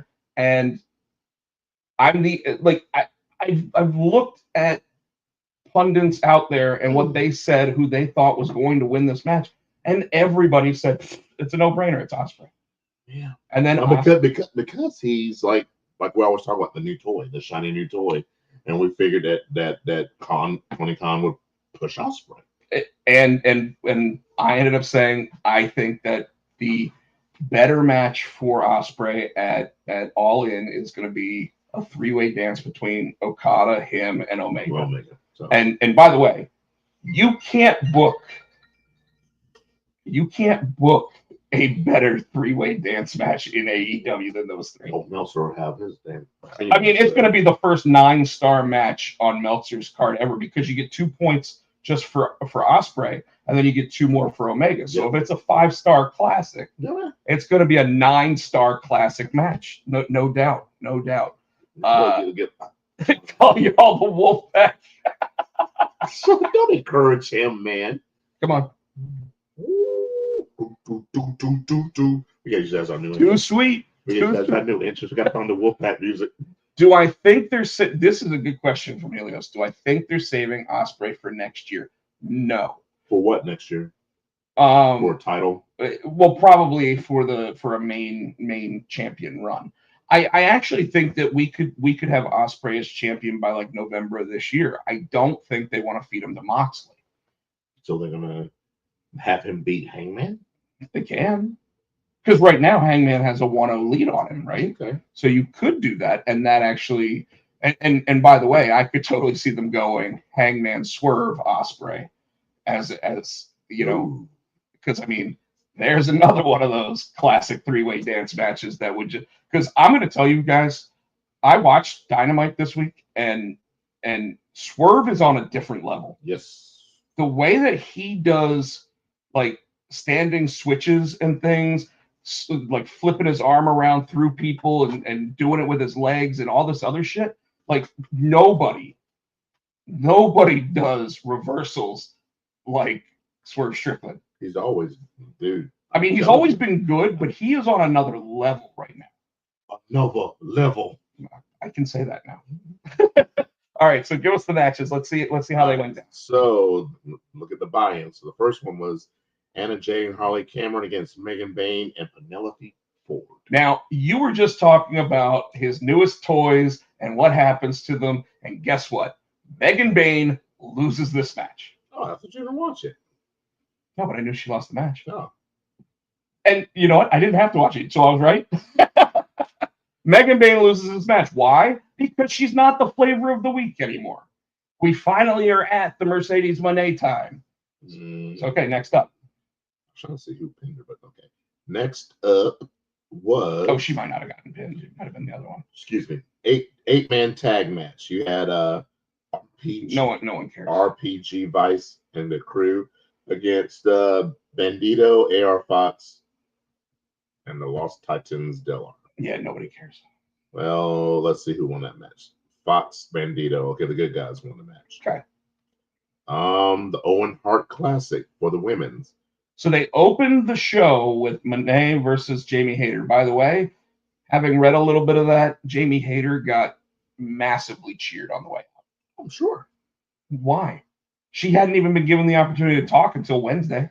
I'm sure, but I'm sure they didn't want to. They didn't want to boo CEO. No. They cheered Jamie Hayter. That's what I'm saying. They didn't cheer Mercedes Moné. That's what I'm saying. They wanted to boo her. Oh, okay. That's what I'm saying. They didn't want to cheer. Okay. They wanted to boo her. I misheard you. Sorry. And Bleacher Report gave that match an A+. Yep. So they said it was a instant classic. It's an outstanding match. It's going to take something truly special to eclipse the quality of this one, with only the men's finale looking to have a chance, at least on paper. Yes. Okay. All right. So Daniel Garcia and Nigel McGuinness versus FTR. I kind of went ahead when you were up getting everything ready. I read the results. I'm like, I could not believe it, dude. Well, FTR won. Yes. Yeah, of course they did. That's what I call. I was like, no. You have a singles wrestler who just lost his championship, and you have a guy who's only wrestled 2 matches in the last 12 years, like versus top guys. Okay. Now, did it look like a good match based on what they're saying? Yes. So they got what's that? They got to be. Yeah, they got their flowers, they got everything going on, but I mean, I feel like FTR is being pushed again. Yeah. So they were going to win this match. It's unfortunate for Daniel Garcia more than it is for Nigel. Stretcher match. Mark Briscoe and Ricochet. I think you called Ricochet. Yeah. Because that heel. Although, I mean, like I said, I don't think Mark Briscoe is. They wasted Briscoe. Not in this match. I'm saying in general. Well, Mark Briscoe is I hate to say it, he's a glorified jobber. I hate that because he's got so much more, I think, left in the tank. I think that he spent so much time. And don't get me wrong, the Briscoe brothers were a fucking badass tag team, right? I think he spent so much time. I think they need to go ahead and just let him. I'm not saying let him win the title, but give him a little, just flowers and a little more. Well, he's been the ROH champion since they've owned it. But we talked about that. That's not. No, I want him to have even not the world champion. Fucking give him like the TNT or the one Okada's wearing. What I will say about him is that he's Teflon. The loss doesn't hurt him. This is true. You know, and he's all like, as long as they're using him as a babyface, he's going to lose matches like this all the time. Even though they're in his wheelhouse and not in Ricochet's. Yeah. So B+ for that match. AEW World Tag Team Championship. Why are you laughing? The Sons of Texas against the Hurt Syndicate. Is Sammy Guevara really from Texas? Yes. Oh, is he? Yes. I thought he was from Puerto Rico. Okay, just because he's Hispanic. No. I really did think he was from Puerto Rico. I did. But okay. I'm allowed to say that. You're just being racist. I think you're being racist, thinking I'm being racist. So MJF's going to turn babyface at this rate. Why do you say that? Just because of how they're using him in this. Yeah, because he raked the eyes. They said the Hills benefited from the influence. The Hills benefited from interference from their newest member, MJF, who raked the eyes of Rose and set him up to be speared through the guardrail. By the way, the promo that Dustin Rhodes cut on Dynamite made no sense whatsoever leading up to this match, where he was like, we've been here since day one, and it's like, so is MJF. Shut the fuck up. But he wasn't in the match. I know. They're saying, we've been here since day one, and except Sammy's been suspended like 6 times. Doesn't matter. He's one of the pillars, damn it. I'm gonna see how far he's fallen. He's one of the pillars. Hey, that pillar's falling over, man. Like him, MJF, Darby. Who's the other one? There's one more. Those were the 4 pillars. That's because they called them the 4 pillars. Before they did, but it was. But unfortunately, the Sammy pillar holding that building up is definitely leaning. It's definitely leaning. They had no chance of winning this match. It should have been title for title, and they should have just got this fucking Bleacher Report already. No. This role is going to end up turning MJF babyface again. There you go. He was not careful. You read that. You full of shit. No. I know you read Bleacher Reports because you know what they're rated all the time. I don't know. I didn't know what they rated that. C+. Of course. But fucking word for word, Rob. You read that shit. Oh. Okay. I said they're going to turn a babyface, and then okay, same word for word. Okay. The role is going to end up turning MJF babyface. Yes. That's word for word. I mean, I am a writer. Shut the fuck up. All right. Next match. Why does he look like Tatanka there? But anyway, I've already said it. He's an emaciated Tatanka. But that picture, I'm like, no, but that picture, yeah. All right. So it was the Continental Championship match. Speedball Mike Bailey against Kazuchika Okada. Bitch.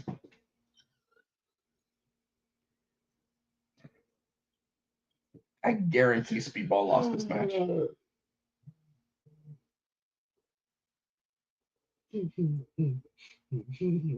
What? Okada defeated Bailey.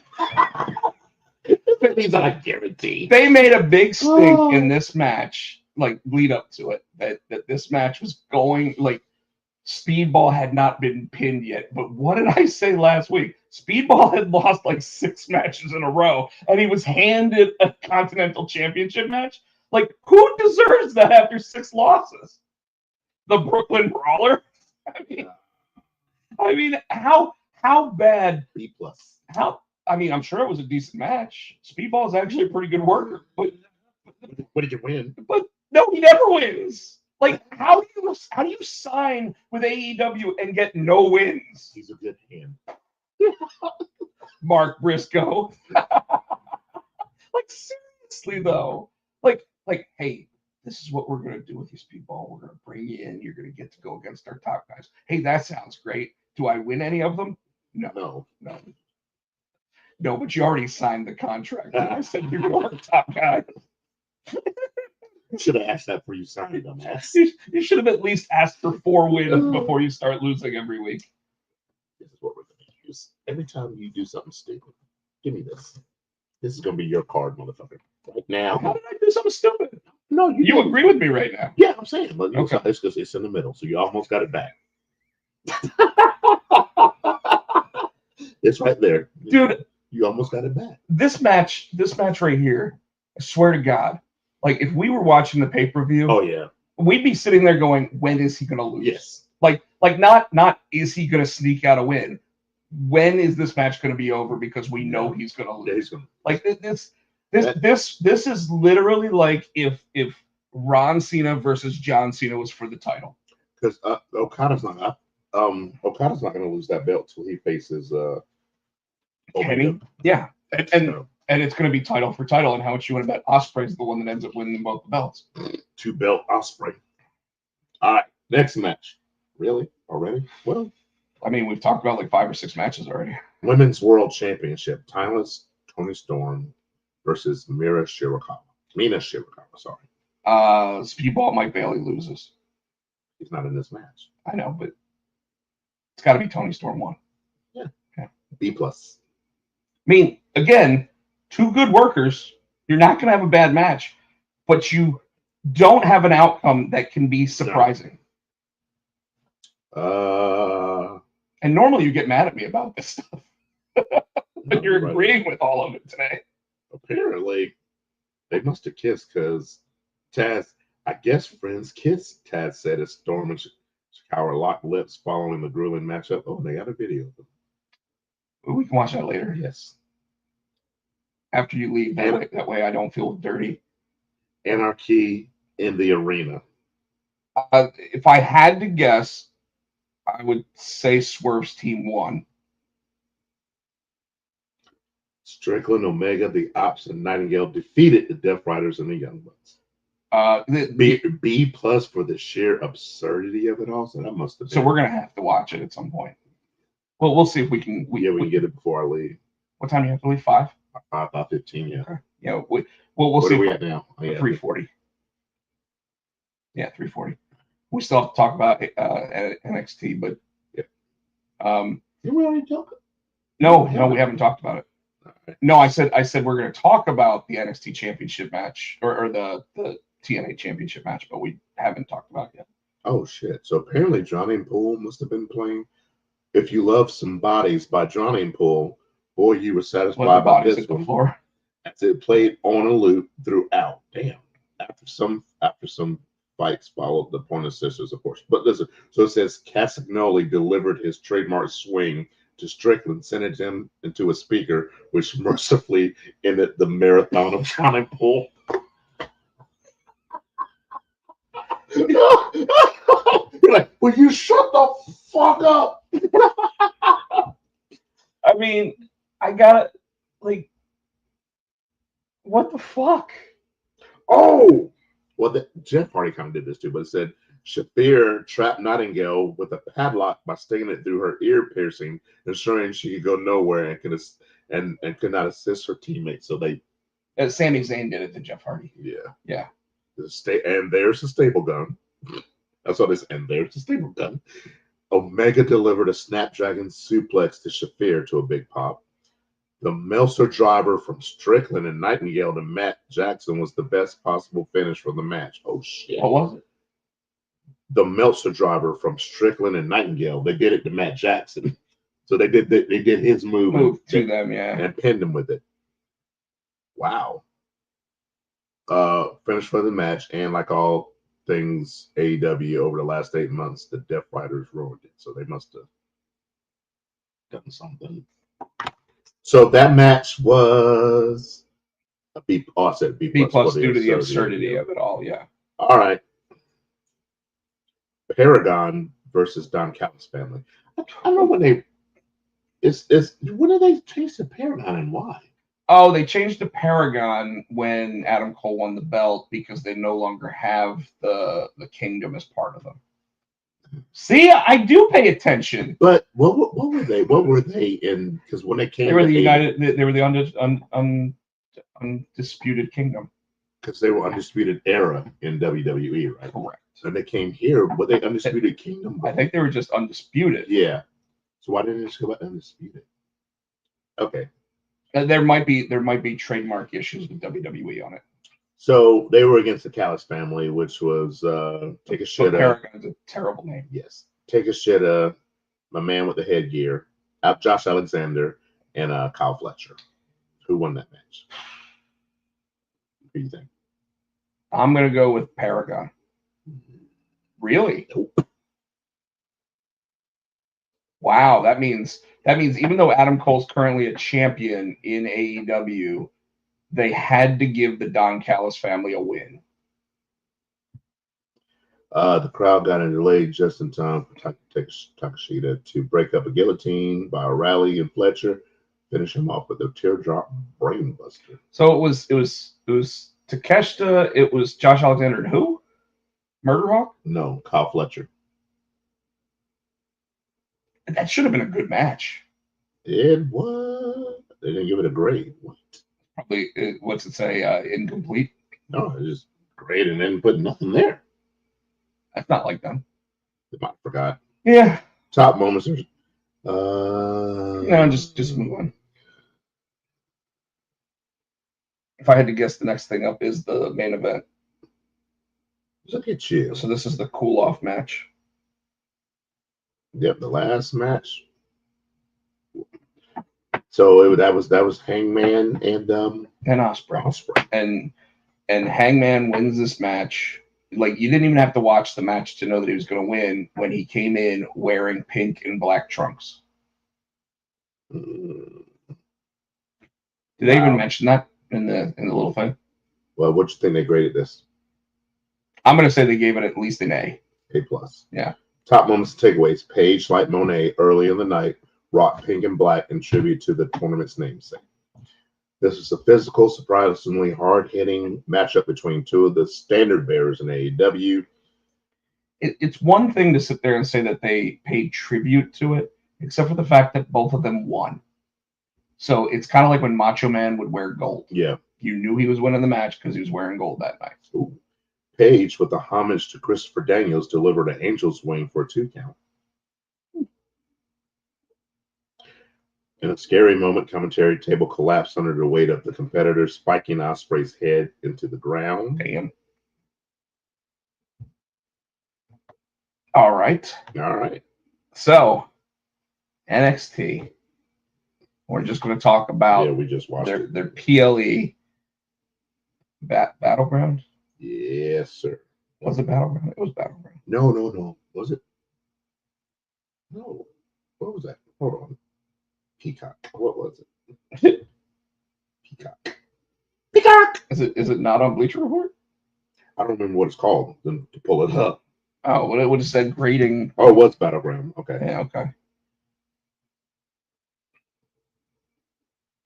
So we started out with. God, we just watched it. I don't remember. It was Soruka. Oh, right.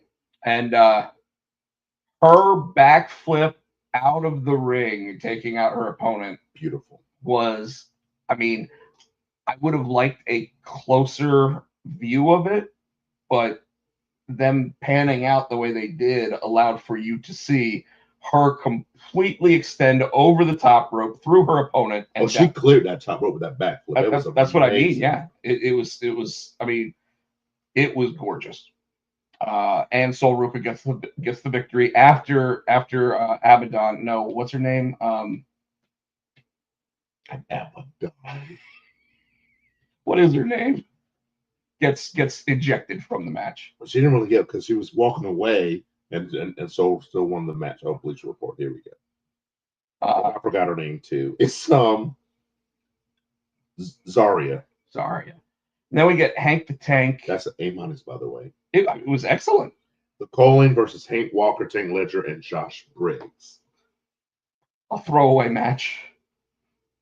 It was still good. You had you know what it was? It was a car crash. Is what it was, and it was fine for what it was. They probably gave it a C.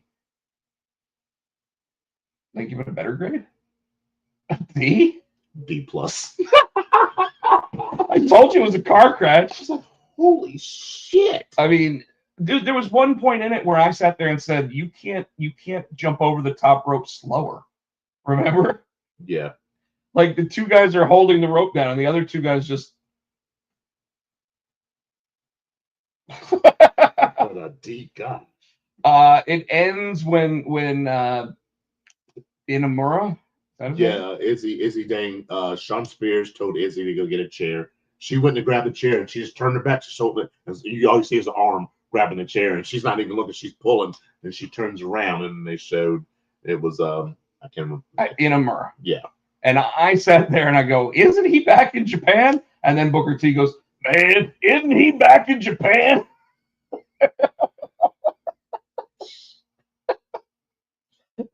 Okay. Then we got Tony D'Angelo against Channing Stacks Lorenzo. Oh yeah, man. But his thing just says Stacks, and it didn't have his name.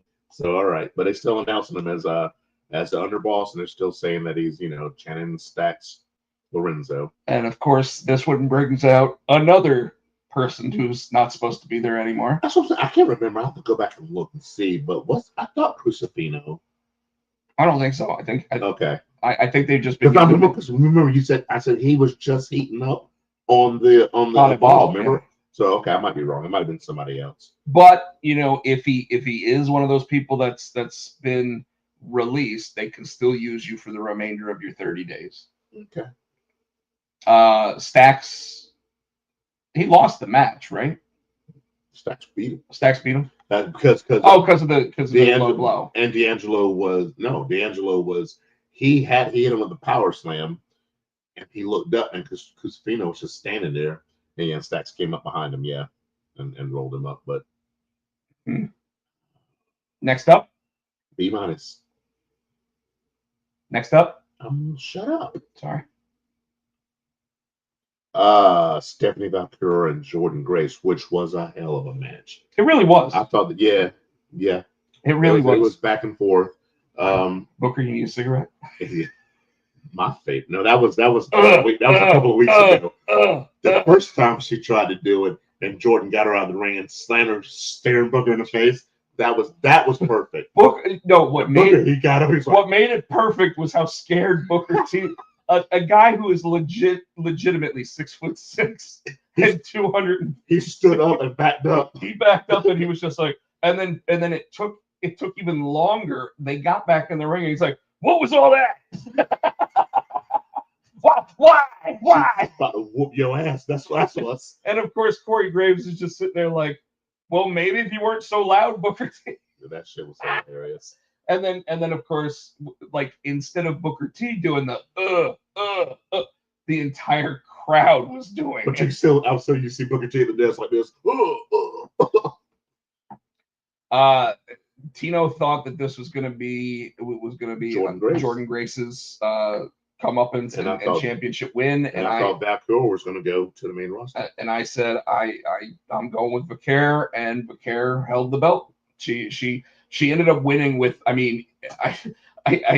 so there's a move called the corkscrew plancha, and that's pretty much what this was. But she did like 78 revolutions in that corkscrew. It was awesome. It was a thing of beauty. So that an A+ match. While you had gone to the bathroom. Yeah, thanks for letting everybody know. Well, because you didn't see this part. So after the match, they showed her walking backstage, and those two chicks from AAA were back there waiting when they were talking shit to her. Da da da da. And once again, like early in the night, in the background, you see Fatal Influence arguing. So while the Cure is talking to these two chicks, what's her name? The rock star, the one that used to be with Gigi Dolan. Oh, Tatum Pack. No. Remember they were with the original. She was tag team partners with them. JC Jane. JC James. Stephanie's arguing with these chicks.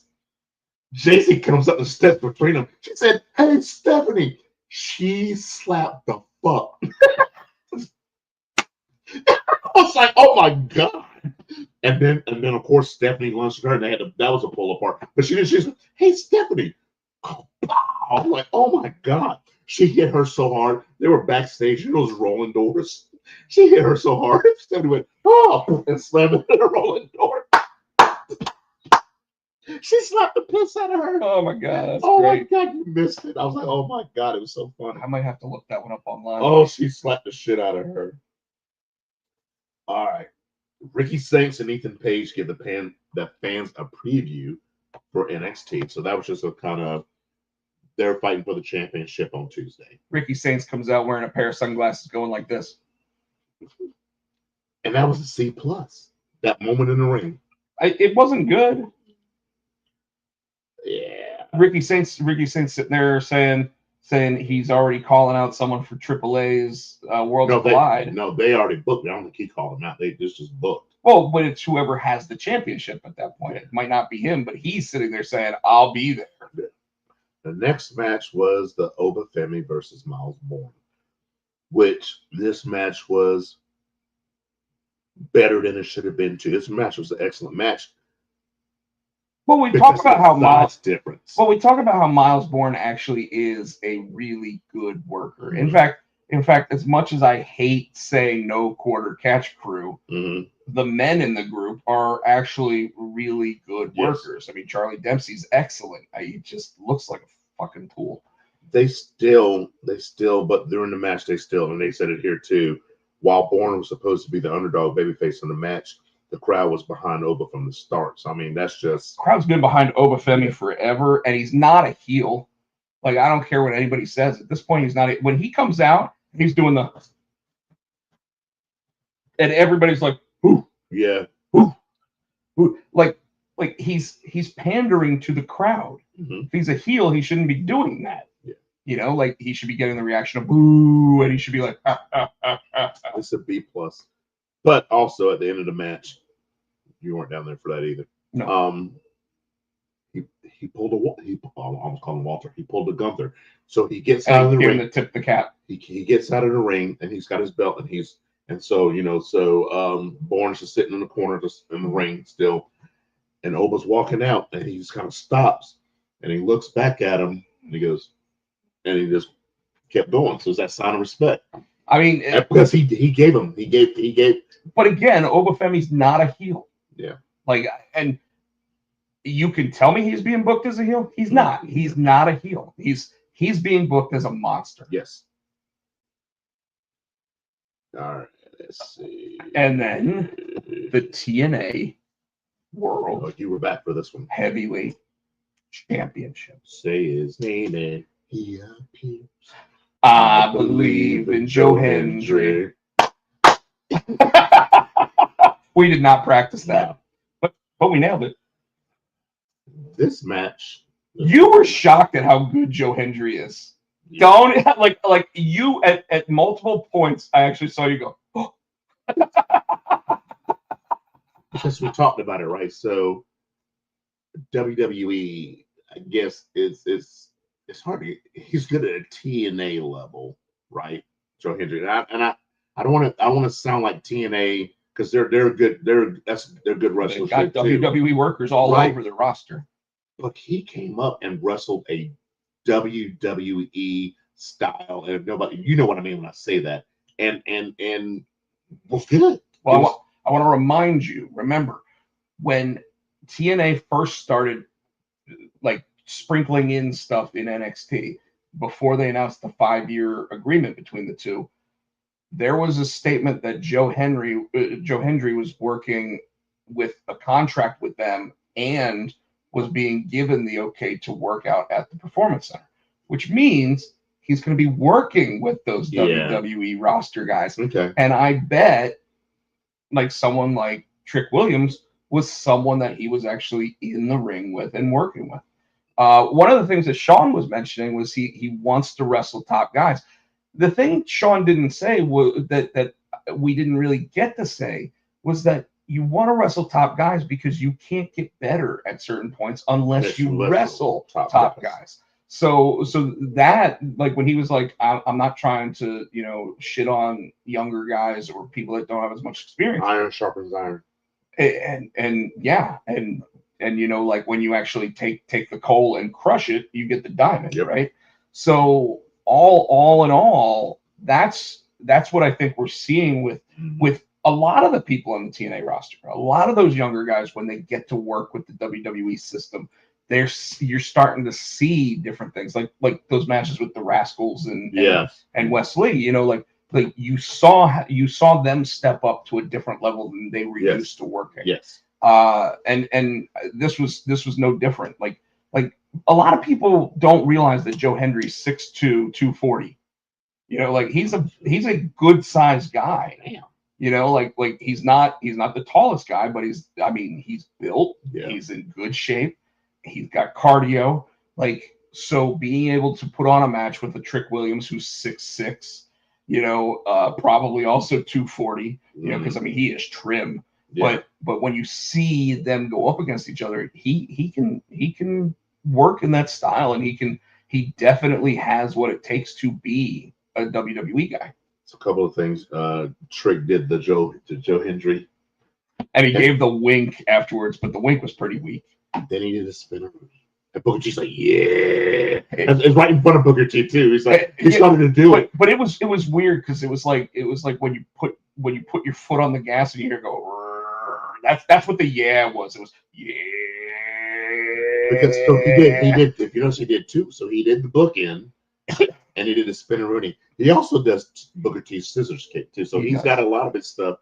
Well, so I don't know if he. Well, during the commentary, Booker T was actually saying, "I've been working behind the scenes with Trick Williams a lot," and that's where those nods were coming in. The interesting thing is that Trick is full blown heel now. Like, he was still getting those cheers because he's the NXT guy against the TNA guy. And by the way, I think that's really what they're going to play out on this match. The end of the match, folks, was that Trick Williams ended up becoming the TNA World Heavyweight Champion. Yes. I think we might still see it play out where they reverse the decision or force them into a titles vacated moment and have a ladder match between the two that they do on a TNA thing, because Trick did the flapjack or whatever to Joe Hendry on top of the championship belt. The referee just looked at it like, he literally just didn't do anything. And then when Trick picked him up and hit him with his finisher, 1, 2, 3, match is over. But it really looked like the ref had no idea what to do. And you had pointed out that the president of Anthem or whatever was actually there to witness this match and just had this ugly look on his face. He was pissed. And I mean, like, you were asking me as that happened before the referee kicked that belt out of the ring, you were like, shouldn't that be a disqualification? Yes, it should. At least that's my belief. But then on commentary, like, they didn't count it as disqualification because it was he didn't mean to do it, so it was inadvertent. I'm like, that bitch knew what that belt was. Put that belt in the ring. No, they dropped it but he still had it in the ring. Mm-hmm. He brought it into the ring. He had every intention to use it as a weapon, and like you just said, he knew where that belt was laid in the corner. Referee didn't kick it out before that. That's a disqualification in my eyes. So that's where we are. We have a WWE wrestler, official WWE wrestler, not someone who used to be a WWE guy that signed a TNA contract. A WWE wrestler is now the TNA World Heavyweight Champion. So we'll see how that plays out Tuesday. And tomorrow. and remember, folks, the last time this kind of thing happened, Kenny Omega became the TNA World Championship, and what started as a good relationship between the two ended horribly. Really? Oh yeah, Tommy Dreamer talks about it all the time. No, I didn't know that. Because Tommy Dreamer works for TNA, and he was like, yeah, it was a great start to a relationship. But what went wrong? It was one-sided. Everything went To AEW's way. Got it. Whereas so far, every time we see like mid-level matches or whatever, if it's a TNA mid-level championship, the TNA guy wins. Yes. You know, this is the first time we've seen this switch. Remember, I told you I think that they were going to swerve that just to do that. Now he might lose like you said, lose the belt back, but they did this. I knew they'd do this. I knew they'd let Trick win it. I think that, and I agree. I think we both said we thought Trick was going to win this. The interesting thing about it that I noticed when you talk about in-ring psychology and everything else was there was a moment where Joe Hendry did not have the crowd behind him, and he was looking around and he looked lost, and it was because it was an NXT show. And this is where, like, if it had been the AEW thing, he would have been fine. He'd have been like, well, okay, whatever. You know, like that wouldn't have even been part of how the match is called. This match was structured so well that like when you got that ref being frozen, what do I do? Like it made sense. Mm-hmm. Like all of us would hesitate in that moment. Do I call a disqualification? Do I do this? You know, referee's decision's final, but I mean, like the TNA ownership could probably sit there and say that it was a WWE referee, it was this, it was that. I wonder if almost they could have used what if they used a TNA ref instead of a WWE ref? Well, they should have. And they could say that was biased. There's a whole lot of things they can do out of this. I mean, as a Notre Dame football fan, when Notre Dame plays the ACC, they have ACC reps. When they play a Big Ten team, they use Big 12 reps. Okay. So there isn't a bias in those. But in the ACC games, it's still ACC refs.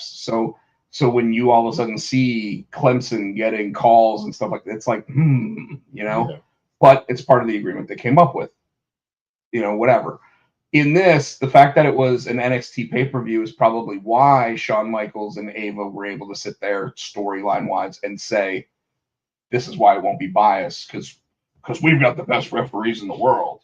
You know, hey, well, you know, they don't call rope breaks and no disqualification matches. Apparently, you can win cage matches by walking out the door. Well, but you can in WWE. That's always been a rule. Shut up, Jeffrey. I was so mad it wasn't the blue cage. I was too. I was so mad it wasn't the blue cage. Anyways, new TNA World. Where do they go? Like, where do they go from here? We gotta watch. I don't know. Like, because you would assume that we'd have to watch TNA to figure it out. I'm sure there's something to happen on tomorrow night because they said, you know, so we'll see. We'll see. I know. So I haven't been watching TNA. I guess now I gotta start watching TNA again. So I know the first match is supposed to be the Ethan Page versus Ricky Saints match, but that doesn't mean that they don't open the show with Trick Williams walking out with that TNA championship. And even if they do start with the first match, the first thing they're going to show is Trick Williams walking up to the building wearing that championship belt. I'm sorry. Championship title over his shoulder. Yeah, Sean Spears still watching. Man, he meant that shit. He was going to chop me like 3 times as hard as you did earlier. Anyways, Tino, I really have nothing left. We want to see if we can get this Anarchy in the arena match before you go home. Folks, I had a blast. Oh yeah, I was awesome. You know, being live with my boy, you know, was awesome. I didn't really go on any rants today. I'm so proud of you. You know, the closest I think I got was the fact that like how all like every single match in the AEW pay-per-view except for the Aragon match, I think I called without just sitting there going this the like even to the point where you said that I just read the thing. I think you did, sir. I still think you did. But anyways, had a blast. We'll be back to our normal time next week. So If you didn't get to watch us live this week, we're sorry, but at least you still get to watch the episode. Thank you to Dan Housen for the intro. Tino wasn't really a fan of it, but no, I didn't appreciate that at all. The check will be in the mail for Dan Housen. Oh, really? Oh, really? Okay, bitch. I've already taken it. Nominate Zor for Best Kids Book at the RingoAwards.com. Please help us out with that. We've got about 2 weeks left that we can, or 3 weeks left, I think, that we can still sit there and try to move the needle on that one. Trying to get that set up. I want you to see she slapped the shit out. But Tino, I got nothing else. What do you got for everybody out there? You can catch me as always on Blue Sky. You can catch me on Insta, SC Tino. You can catch him outside. You can catch me outside. How about that? You can catch me on TikTok, Tino Argray Music. You can catch us right here each and every week on the Pots and Pans Network. So you mean that we can catch you outside? How about that? How about that? What does that mean? What does that mean? So, go outside, I'm gonna whoop your ass. That's what. Anyway, so you can catch us on X, Potsy and Tino, Facebook, or the Potsy and Tino Show. Like I said, we're here each and every week on the Pots and Pans Network. Please subscribe, give us a thumbs up, buy our shit. You can catch us, and we said, we hadn't said all day. Jones. We didn't. No. And there was at least one good Jones yeah. in AEW. Yeah. So you get the. Also want to thank Sean Cruz. Yes. The Alpha Underground champion. He holds that title and that championship well. Sean Cruz Jones. Sean Cruz Jones. All right. And as always, please go to iTunes, 99 Jones, and buy the Adams House Cats, the wrestling song, for 99 cents. Catch us at the cookout. He hit the card over there, you bitch. Folks, you can catch me at Podchack, Rob Potsy, Podchack on just about everything. So, subscribe, like he mentioned, and we will see y'all later next week as soon as I click this end stream button. Thanks, everybody. We'll see you next time. Ready?